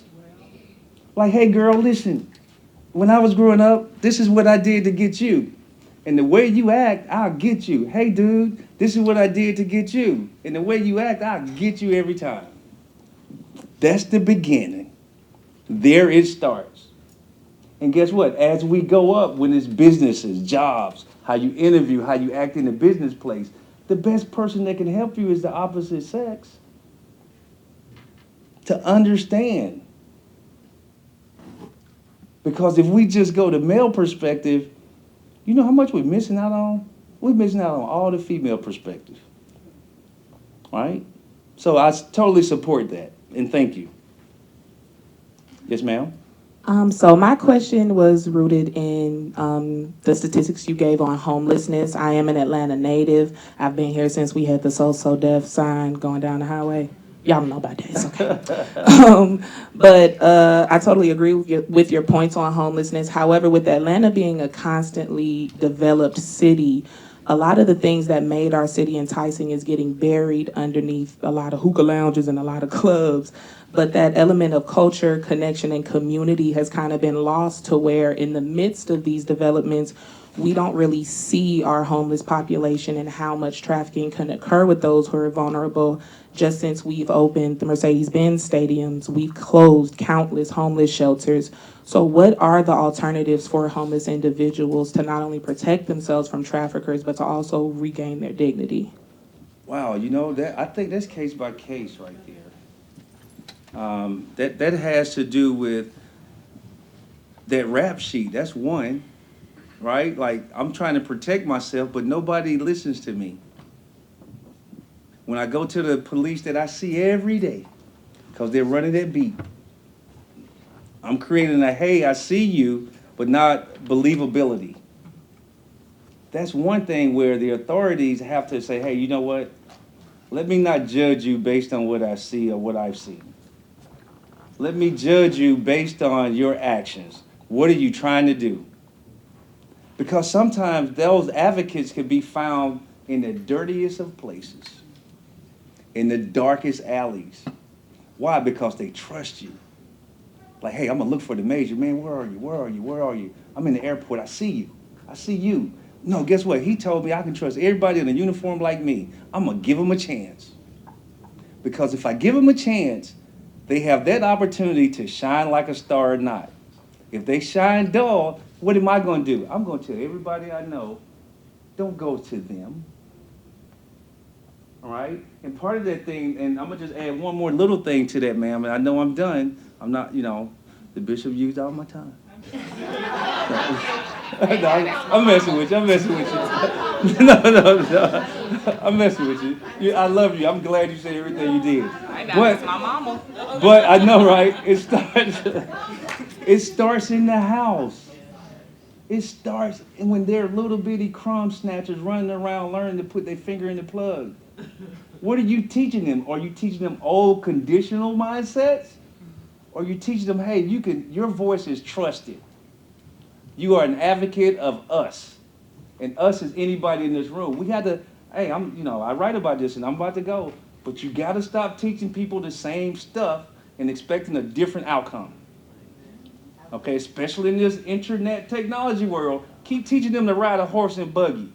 They're going to be victims every time. Okay, that's all I have. Thank you. I appreciate you.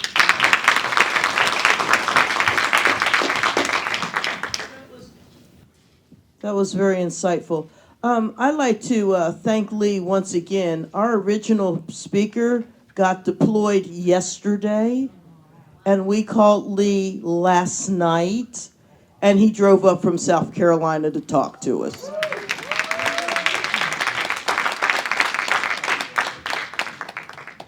See, that's what collaboration will get you.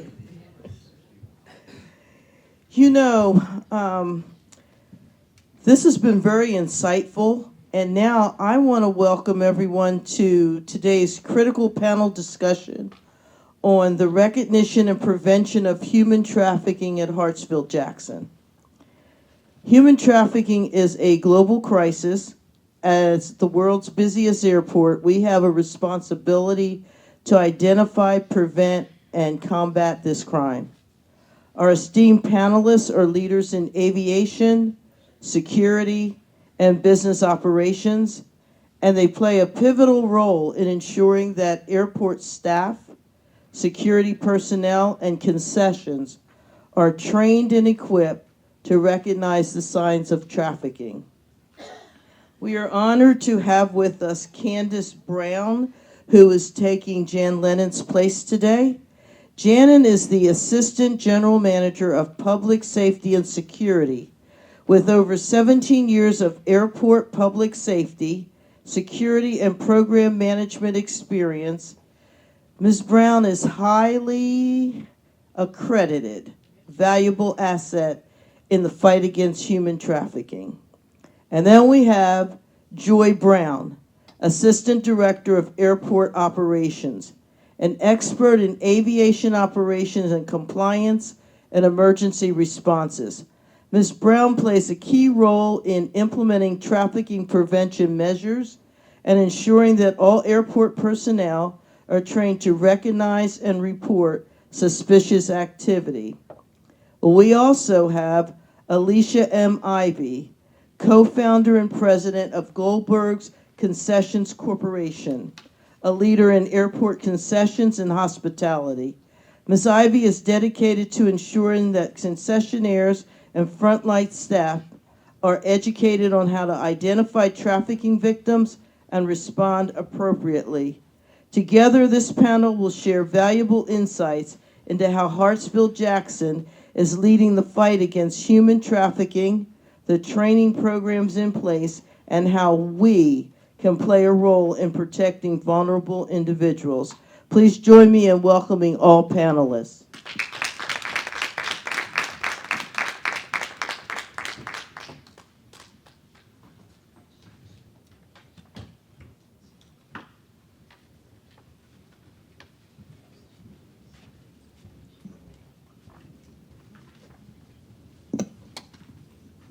We are all here because we truly care about putting an end to human trafficking, correct? This is why we're here. We're all going to take this information and share with our families, our communities, and our friends and those that we love, right? So we're going to talk about what we can do to help you all spot human trafficking indicators, what you can do when you're traveling through the airport. And we're going to talk about what we do here at our airport to help fight those issues as well. I'm going to start with the video, if I can remember how to.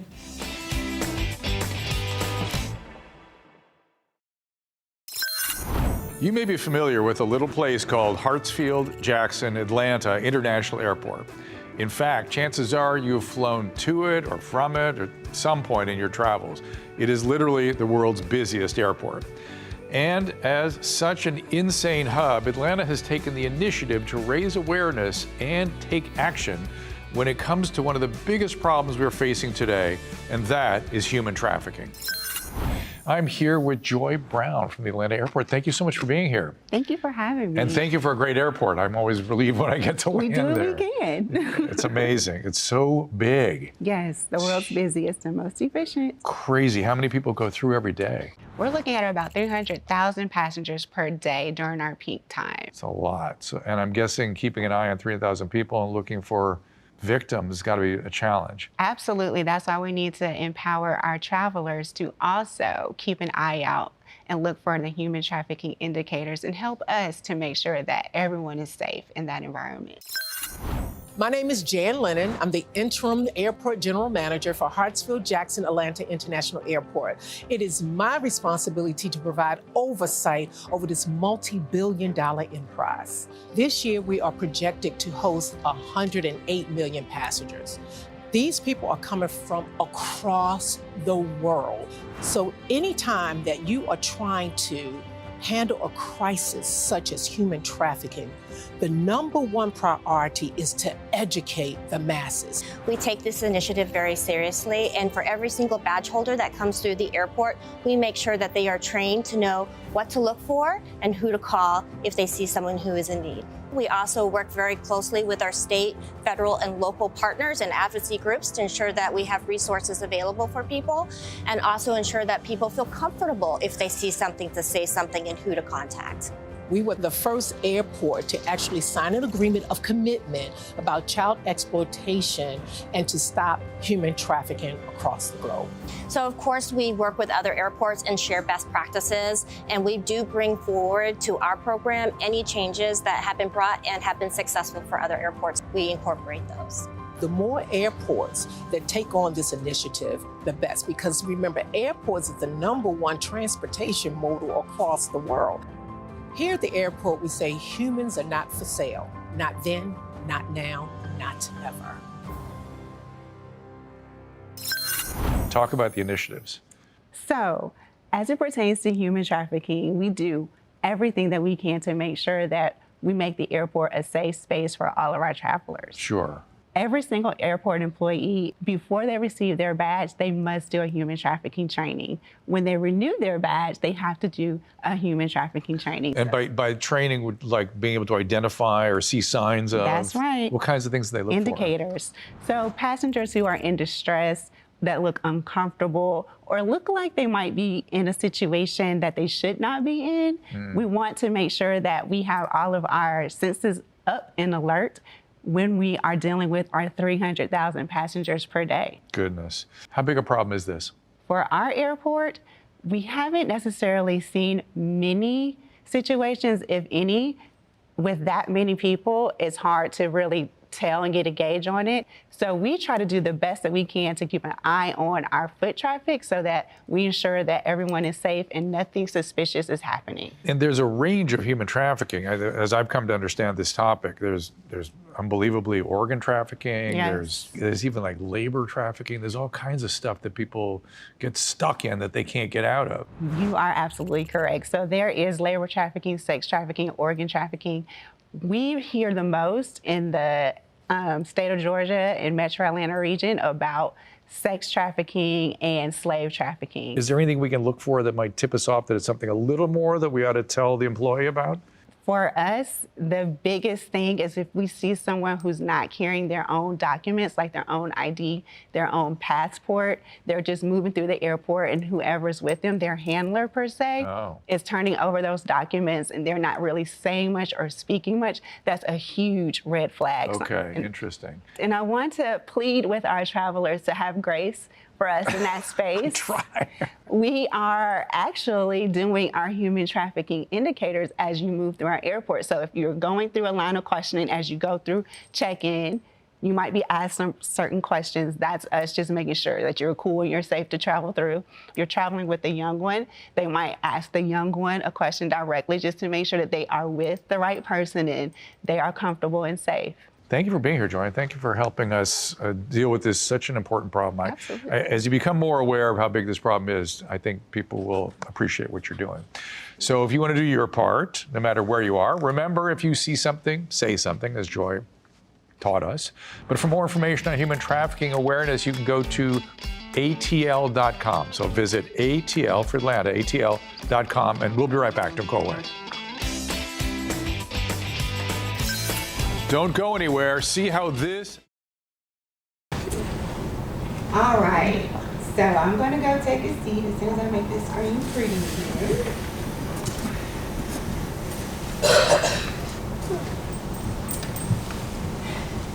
And we're gonna have our conversation on how we can empower our everyday passengers, our everyday travelers on what they can do to help spot and stop human trafficking.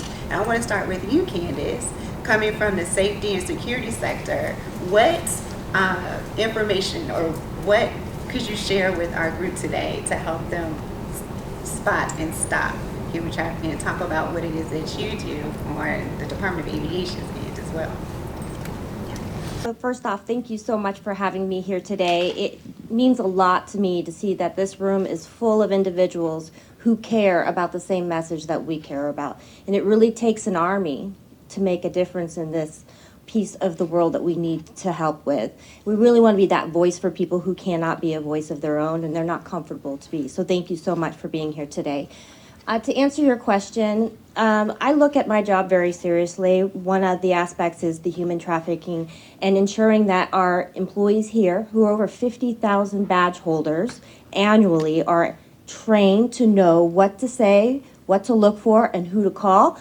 And the most important thing about it is being comfortable to picking up the phone and making that notification.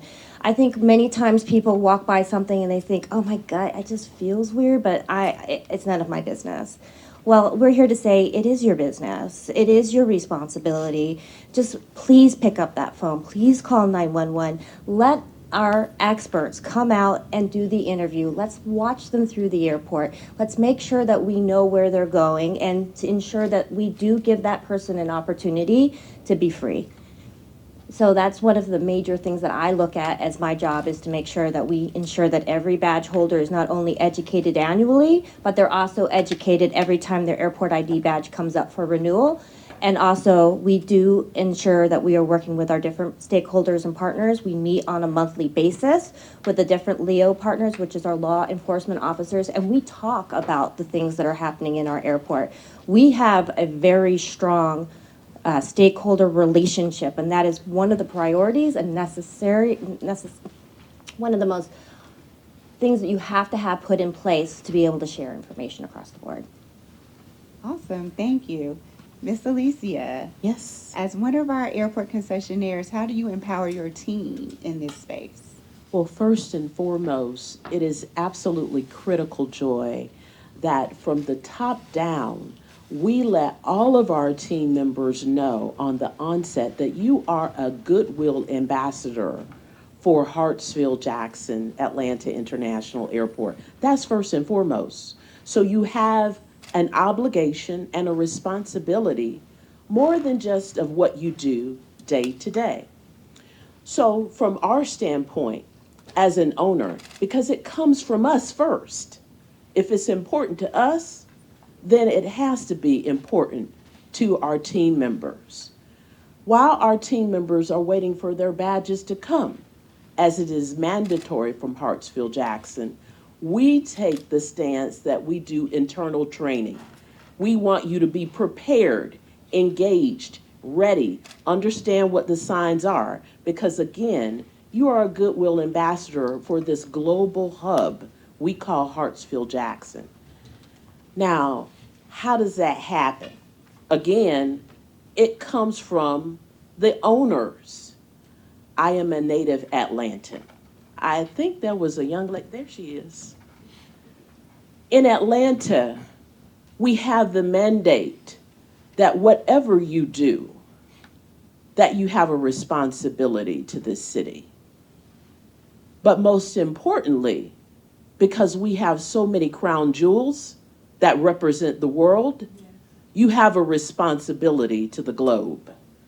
And so, as a business owner, I take that very seriously. So it's not just about profits, it's about people and making sure and ensuring that people have the tools that they need. Now, we don't care if you're a server, if you're a general manager, or what you do in any of our operations. We want you to be prepared. We want to go beyond the see something, say something. Because as a company, we were one of the first companies, if not the only, to say, okay, we're not just going to put up the poster board in the back of the house. We're going to put information on our menus.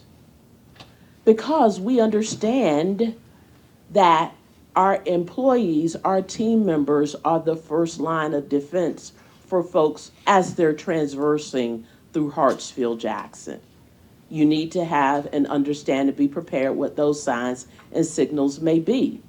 And if you understand them, then you need to make sure to take the appropriate actions, get in touch with all of the various stakeholders of law enforcement here, because it is not a crime if it is nothing, but it is if it is something. And we take that extremely seriously. So it's not for us to just be here as a stakeholder to sell food and beverage and retail. We are here to be a great community partner in Atlanta and in this global airport. So I hope I've answered your question, Ms. Joy. There are a lot of other things that we are doing very impactfully, but I can't stress enough that it comes from the leadership. It comes from the top. If the leadership does not take it seriously, then your team members don't have a clue and they won't be empowered. Thank you so much. Thank you so much for that. I want to piggyback off of if you see something, say something, and how you said it needs to come from the top up. Our interim general manager, Jan Lennon, you can hear her marching through the halls. That is probably her war cry. If you see something, say something. Do not be afraid to report whatever you see. Once you call 911, it will be turned over to the experts and you are totally removed from the situation and they can step in and do what it is that they need to do. With that being said, we have created safe spaces for our travelers around the airport. You will see signage in our restrooms. Our restroom attendants are trained on what to do and look for the indicators so that everyone feels safe when they're coming through. And I love so much that you have included that on your menus. That is so very helpful. It's thinking outside of the box, and it's another way that we can help stop and end this, as Jan would say, insidious crime. So Candace, I'm going to turn it back over to you. I talked about how the airport is diligent in remaining a safe space for our travelers. Is there anything on the brink or anything that we're working on to help close that gap, if any? Well, we're always looking at best ways and best practices around the world as well as other airports. We are currently leading the effort on how to be the best around human trafficking here at our airport. Again, like we spoke about earlier, it's really about ensuring that we have the right partnership and making sure that we're communicating well with our stakeholders and our leaders and our frontline employees. And it's back to what we were talking about earlier. It's about making sure that people feel comfortable reporting when they see something. I think that is one of the most critical messages that we can get out, is that, just like Ms. Ivy said, it's okay if you report something and it's not a crime. But it's not okay to ignore something and let that continue to happen. So really, it comes down to the education and the comfort level of those frontline employees and those stakeholders that are business partners with us to be able to continually educate. It's not just a 1 month, let's have a conversation around the table. This is a day-to-day sort of conversation. This is something we should be talking about in our briefings. This is something we should be standing up in front of City Council and talking about. These are our initiatives. These are our path forward. It should be more than just 1 month. It's a continuous education path. And that's one of the initiatives that we continue to do when it comes through our training program here at Hartsfield-Jackson International Airport. Awesome. Is there anything that you all are working on to help close the gap? Yes, and actually, as Bishop was talking, I thought about this. I spent a remarkable amount of my time not only thinking about how do we make our business stronger and the customer experience, but from a social perspective, and because it comes from that Atlanta blood in me, okay? And so, Bishop, I want to thank you, first of all, for everything that you do and all that you've been through and how you've become a guiding force and a light for so many people around the globe. So I want to thank you for that, ma'am. I saw Miss Candace, when I first started the company, very anal, and we have to sign for all the badges. And I began to see all of these clearances coming back where people couldn't get a badge to make a sandwich in the world's busiest airport. And so something in me said, let me just go back and start polling folks and seeing what's going on. Why can't you get a badge? Well, we found out that there were small things, there were sometimes some big things, but folks didn't understand what an expungement was. Now, you can't be counted against yourself when you don't know what you don't know. But again, remember, it all starts at the top. So we're just concerned about getting people to operate our businesses. We don't care. But not this lady that was born and raised in Atlanta, Georgia. That's not how we roll. So I said to these young people, and sometimes some seasoned folks, do you know what an expungement is? They said, no, Ms. Ivy, we don't know what an expungement is. I get on the phone and I call a couple of our leaders and say, you know what, people don't know what expungements are. This is long ago, okay? They don't? Really? Yeah. We need to have something to get some people here. Well, at that time, I had no clue, no idea we were going to have this small expungement summit. So we thought. And we were going to have a career component in it. This was over 10 years ago. We thought we would have 30 people. We wound up having people around the block at Ebenezer Baptist Church. So what did I find out from that perspective? People who couldn't get a job making a sandwich could obviously get an expungement. So they got the expungement, then they got the job, then it helped to change their life. But if you don't care from the top, it never happens. So go back to the girl that's born in Atlanta who's right here at Hartsfield doing business. And I'm talking to another one of our friends, and I said, listen, tell me about what's going on in the city. And she took me on a bus tour. Her name is Deborah Richardson. At the time, she was leading the Human Trafficking Initiative for the National Center for Civil and Human Rights. She took me on that bus tour, and everything was in plain sight. Everything. So, Ms. Joy, I know I'm not answering your question. I'm just telling you a story to tell you what drove me to say that our businesses have to be involved, because no matter what we do, our most important resource is people. That's it. So when it comes down to making sure and ensuring that we're addressing issues, we address them from the top down. We want to make sure that we empower our people, and that not only that we give them training one-off, but you're getting consistent training and understanding what's new, what's out there. And it is on an ongoing, consistent basis. We're pulling our general managers in, our directors of operations in, and we're telling them, and we're asking them, listen, tell us what's going on.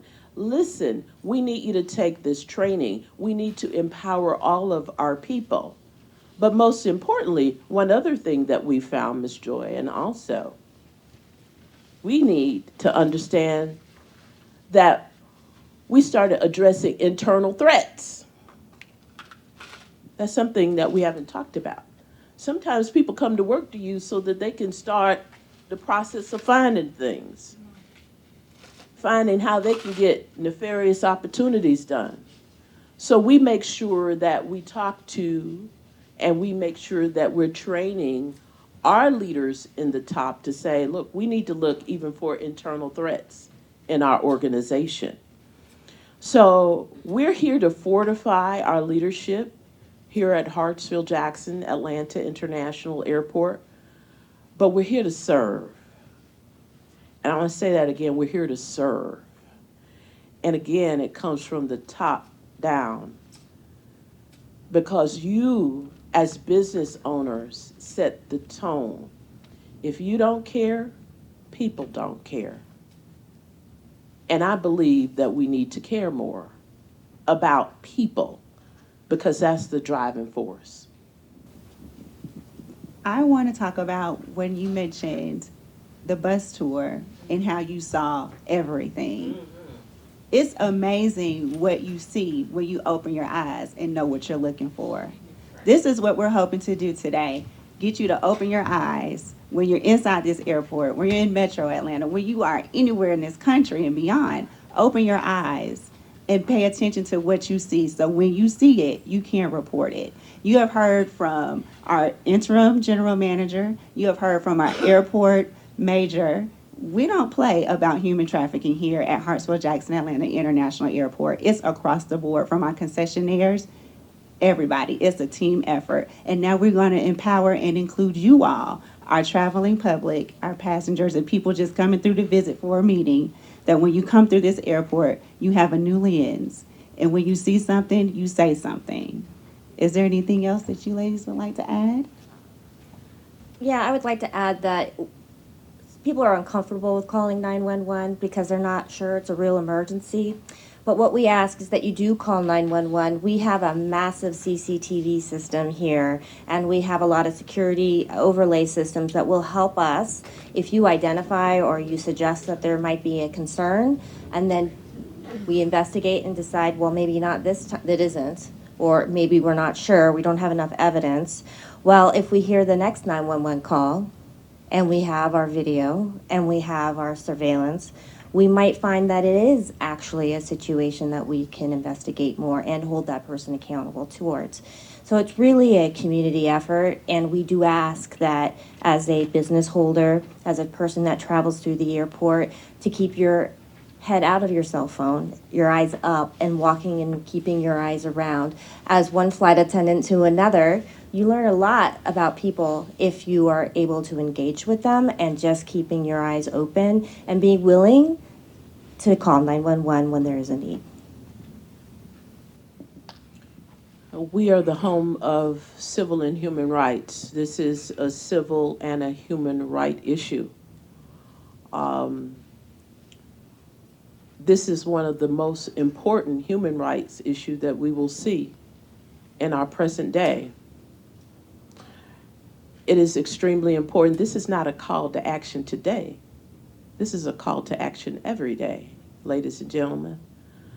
We need to work not to find solutions. We need to work to end it, period, point blank, because it can be any of us as a victim. It has no race, it has no age, it has no number, it has no gender, none whatsoever. And so I want to end by thanking both of my esteemed colleagues and panelists. I want to thank Ms. Carmelita Scott. I want to thank the staff of also the Chamber. Bishop, love you, thank God for you. And I also want to thank Major because he provides, he's not here, but provides so much leadership. I have one other person to say.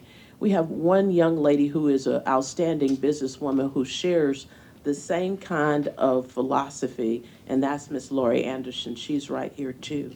So Laurie, your hand, okay? All right. So I just want to thank you all, but know that I'm here to be of service to share with you all on a personal level what we do each and every day. And thank you for having me to be here.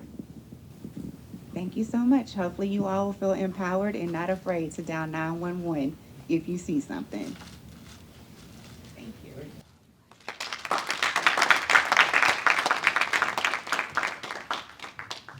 Thank you, ladies. That was insightful information as well. So when we leave here, we are going to have so much information and know so much that when we start spreading to our friends, we need to maybe tell them in sections so that so that they listen and capture it all. You know, human trafficking is a world is a widespread crisis that requires comprehensive awareness, survival-centered support, and strategic intervention. And this next panel is going to explore a few more things for us. This panel will be moderated by Natasha Bowles. She's the Director of Program Management for the Chamber. And this discussion brings together leading experts who are actually involved in victim advocacy, trauma recovery, and community education. Natasha? Thank you so much. And thank you guys for sticking with us. I know we've gone a little over, but where do you cut it off? Where do you say that's enough information? I want to bring up Maya Hasek, Anti-Trafficking Program Director for Tapestry, Inc., a dedicated advocate for immigrant and refugee communities. Ms. Hasek designs and leads training programs for service providers, law enforcement, and organizations nationwide. She is an expert in collaborative victim support and provides technical assistance on a national level to improve trafficking prevention and response strategies. Ms. Myra McGee is a clinical director at Beloved, a licensed professional counselor with expertise in trauma recovery and survivor-centered care. Ms. McGee's therapeutic programs that help survivors heal and rebuild their lives. She is a recognized leader in trauma-informed care, policy development, and program evaluation, ensuring stable and impactful support for survivors. This panel will delve into how organizations are addressing human trafficking, the resources available for survivors, and how communities can contribute to both prevention and recovery efforts. If y'all would come join me. And while they're making their way up here, I want to just add something to what Mr. Lee said earlier when he said that it is the weak that get trafficked. He does not mean a weak person. He does not mean a person that cannot handle themselves. He means weakness by the person that is not supported. I won't go into my story, but there's no one in my life that would call me weak. But I had a situation growing up where I was estranged from a lot of my family. I didn't have the support I needed from friends. We moved around a lot. I went to 4 schools in 1 year. Those are the weaknesses that you guys need to be looking for. It's not the weakness of whether or not a person can handle themselves. It's their support system, their care, their environment. What are we doing, like they said, to make sure the people around us aren't weak? So thank you, ladies, so much for joining me. I'm sorry. It's been a very emotional day for everyone. So we can just get started. If you don't care to share an overview of your organizations and what you guys do to support human trafficking survivors.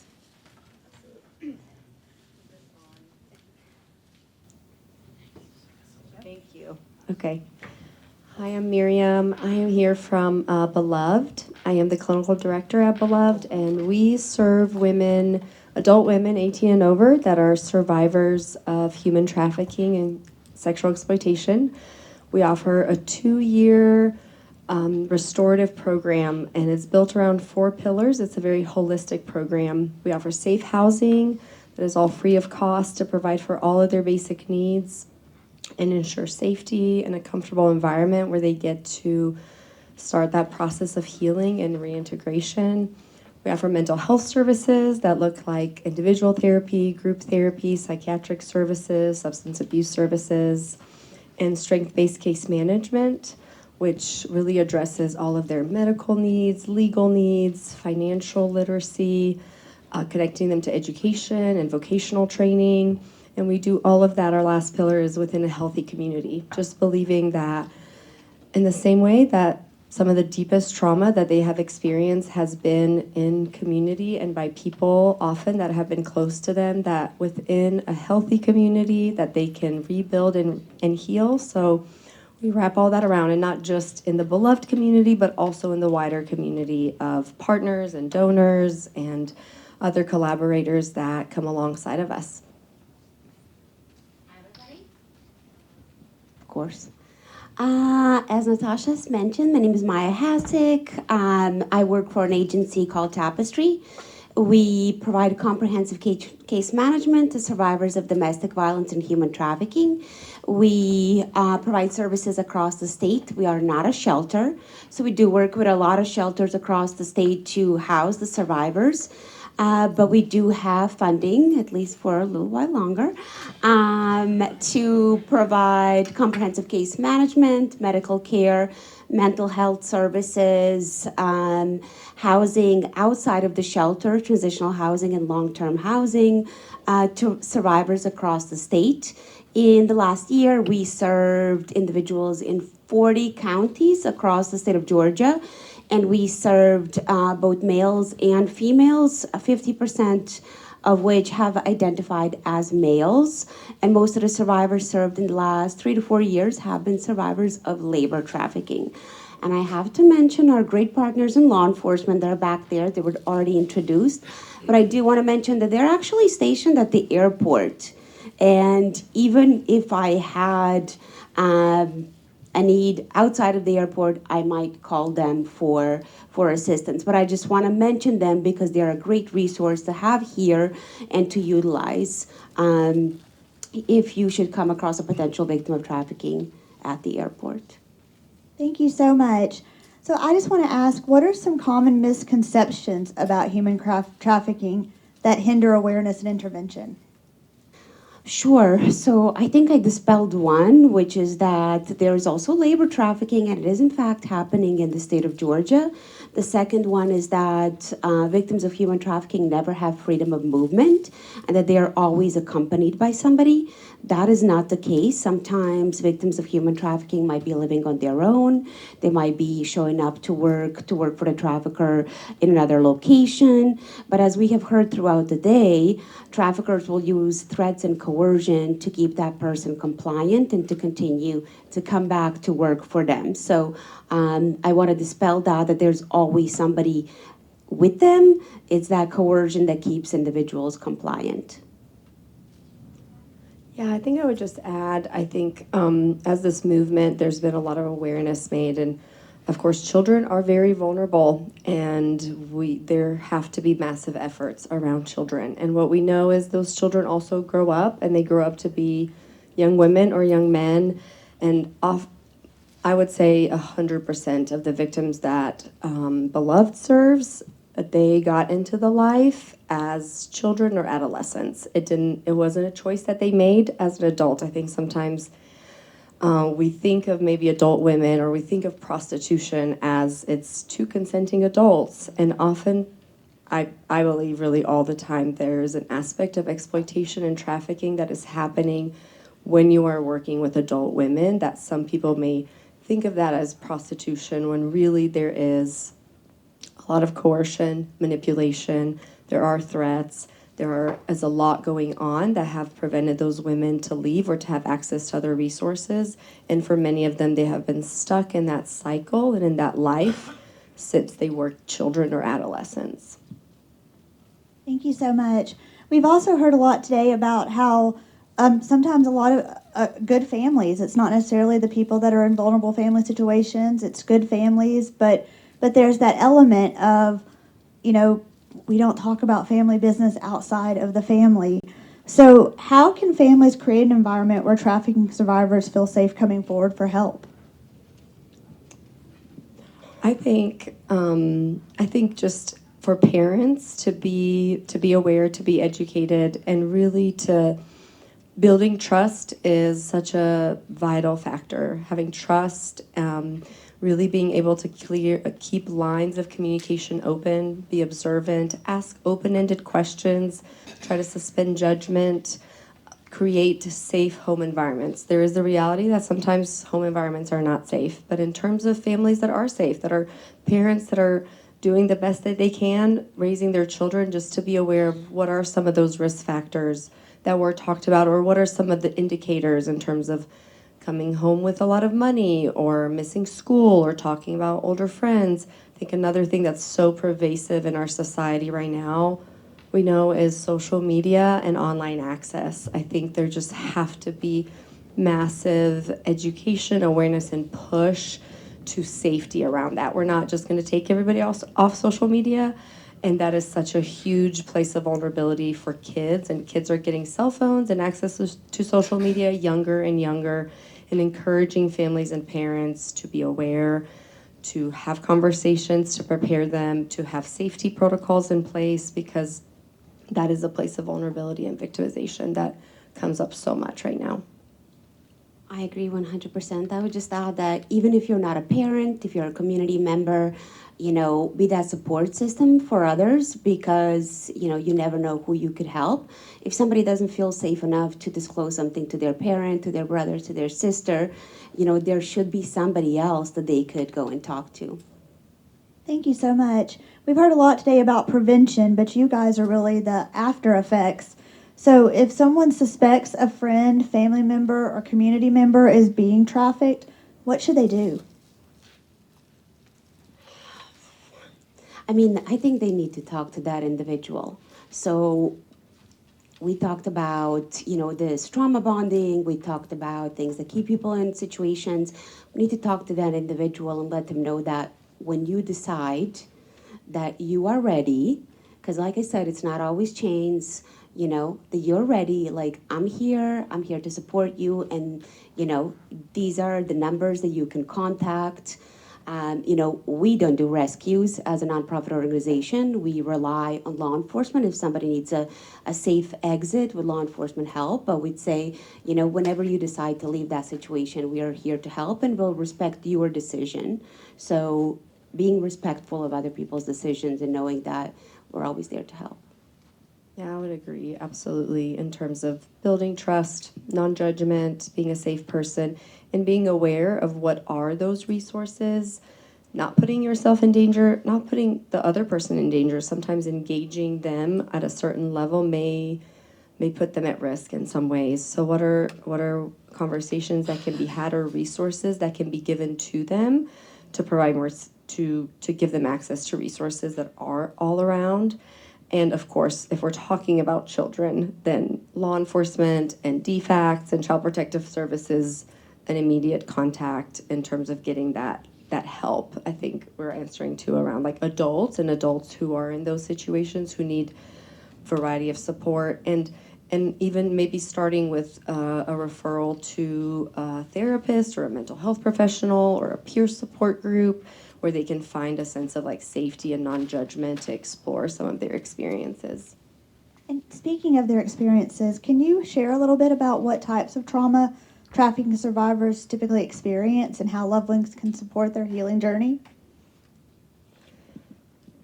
I'll let you get into the details, but I was just gonna say, you could have a larger case with multiple victims with the same trafficker going through the same exact situation but interpreting the trauma differently, or the events that took place and how it affects them could be different from one to another.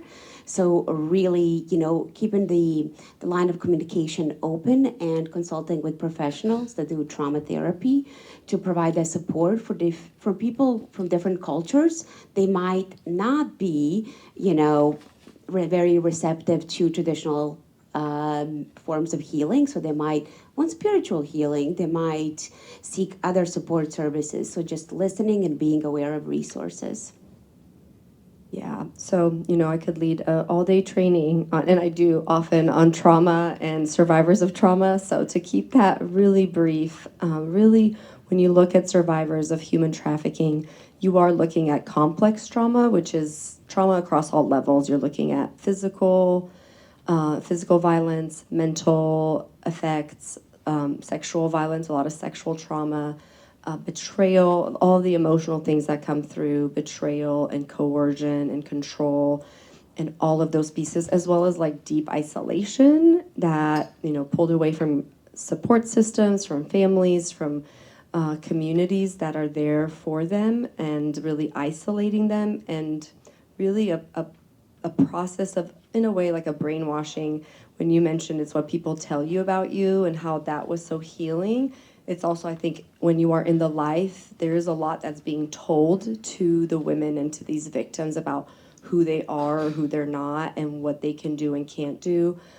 So the layers and levels of trauma are so vast. And I think I want to name, because we know one of the vulnerabilities is childhood sexual abuse and coming from vulnerable families. Oftentimes, if you are working with adults, you're looking at women who have experienced not just the trauma of being trafficked and being in the life, which includes all of the traumas I just named, but also like 30, 40 years of childhood sexual abuse and sexual assault and all of those pieces, and neglect and lack of support. So the trauma is very pervasive. So being able to connect them to resources that are trauma informed and professional resources, as well as, yes, various, as you talk to individuals and hear their preferences and get their collaborations and their ideas of what works for them, where they're ready and how they want to engage, is also part of being trauma informed, is letting survivors have so much of that autonomy and that say in how they recover and how they go about their process of healing.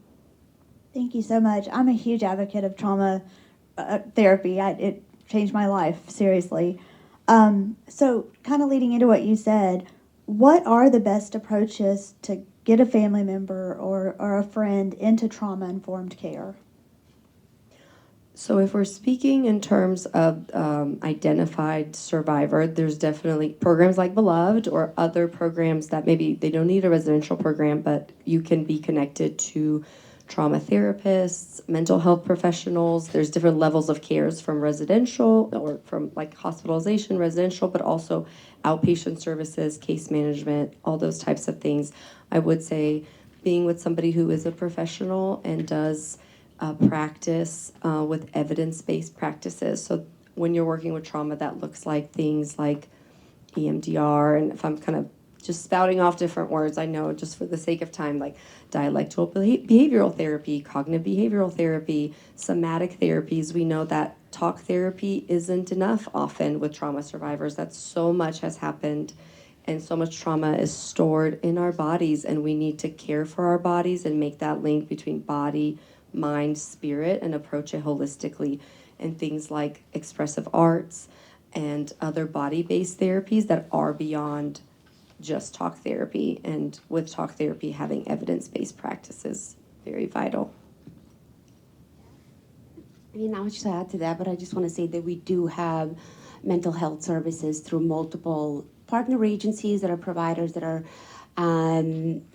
certified in trauma-informed care and therapy, and those services are available to survivors in the state of Georgia free of charge for as long as they need it, regardless of when their trafficking took place. So I do want to say that resource is available, because I know that cost is oftentimes something that prevents many individuals from seeking mental health services.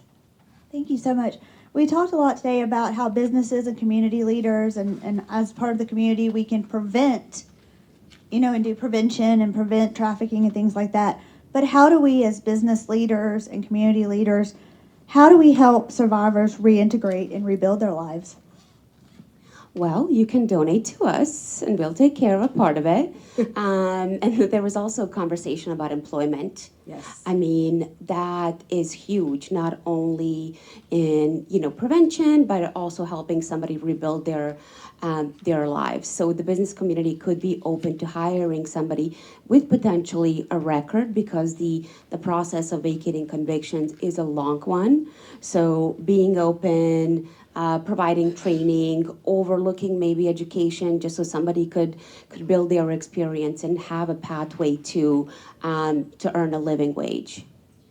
Yeah, that's fantastic. And I don't want to just repeat, but yes, collaborating and creating connection with nonprofits that are providing these vital services is so important, and that often comes through financial support. And then there's also, yes, support around providing jobs, or even just mentorship or job training or vocational training. There's so many businesses that have so much to offer. And I'm thinking even of the Atlanta airport, because honestly, a lot of the women in our program, when they get to that phase of employment, a lot of them will come and seek jobs here, and lots of them will be able to get jobs. And I loved what one of the other panelists was speaking about when they did the expungement initiative, and being able to, oftentimes survivors don't want to name like all of their history, but being able to kind of look past some of the arrests or what's on their record, and giving women and survivors a chance to have employment so that they can make moves to change their life. In the interest of time, I'm going to skip letting you guys list all the resources, but if you Sure. will share them with me, I will be happy to share them online with everyone Absolutely. else. So just what is the most important message you want people to take away from today's discussion? So many messages. I think most importantly, we talked a lot about indicators, things to see with our eyes, visual things. But what about, vulnerabilities that people face? How they get to that point. I think as a community at large, like we all play a role to stopping or helping with some of these vulnerabilities that do lead to trafficking. Of course, reporting is important, it's critical, but also being an active member of your community and being helping hand to somebody that might need it could help us in the prevention efforts. I would say there was so much just rich and important content that was shared, and I think it's this piece of knowing that every single person in here has a voice or power or influence in this space. That there's this truth that you don't have to be a trauma therapist or you don't have to be a police officer. Like, you can be in whatever space that you hold. There is community that you're around, there is network, and there is something I believe that each person can do. Sometimes that can be through educating yourself, having awareness, spreading that awareness, through financial giving, through volunteering, through opening up your business. I just think everybody as a community, we can come together, and it is happening all around us. As we've named, it is probably happening to maybe even some people you might know or who might be in your circle, and that can feel really dark and daunting. And sometimes when we talk about sex trafficking, it can just be like, wow, it's so overwhelming. And there is a reality that it is happening. It is happening in our city, and in some way you are touched by it. And there is also hope. And I think the hope is in the community coming together and everybody knowing that they have influence, power, resources, time that they can offer, and that there is hope, and that there are also deeper resources in terms of programs and recovery and those types of things. But that doesn't mean that is the only thing, that it really takes all of us to combat this issue and to put an end to it. Thank you so much. And you kind of expanded on it, and I will share the resources. But I just want to close with saying that everyone in this room, as they said, is a partner in this. It doesn't have to be a police officer, doesn't have to be a therapist. Every single one of us can stay engaged, we can stay aware, and we can help raise awareness. So if you have any questions, I will be happy to share the information of everyone that spoke today. And if you want to get involved, please get involved, because this is a situation that we have to all work together to prevent and to recover from. Thank you so much. And I'm available if anybody wants to talk or connect or share business cards or anything like that. I'm here. So thank you so much for this opportunity. Do you have anything else you'd like to close with? No, not at this time. Thank you. Thank you, ladies. As we get ready to close, let's give a round of applause to all of our speakers. They were just phenomenal. The information that we received today is second to none on Top Shelf. Second to none. And as we come to close today's event, I just want to take a moment to express my deepest gratitude to all of you who, for your participation, your commitment, your passion in addressing this critical issue of human trafficking. I think the conversations have been very eye-opening and inspiring, and it's truly clear that we have the power to make a lasting impact. I think that the work doesn't end here, it actually begins here, and that we need to take action in whatever way we can. My motto is, don't let the world take the smile off your face, let the smile on your face smile at the world. And so keeping that in mind, that's something we need to do to those that are trafficking, get that smile back on their face. So Again, thank you for coming, but here's your call to action. We're going to stay informed and continue to educate ourselves and others on the signs of trafficking. We're going to support local organizations dedicated to combating human trafficking. We're going to advocate for legislative change to protect the vulnerable individuals, and we're going to share resources and information to help raise awareness in your community. Think about this a minute. Every single person in this room can make a difference. So let's act now and let's do it together. Thank you.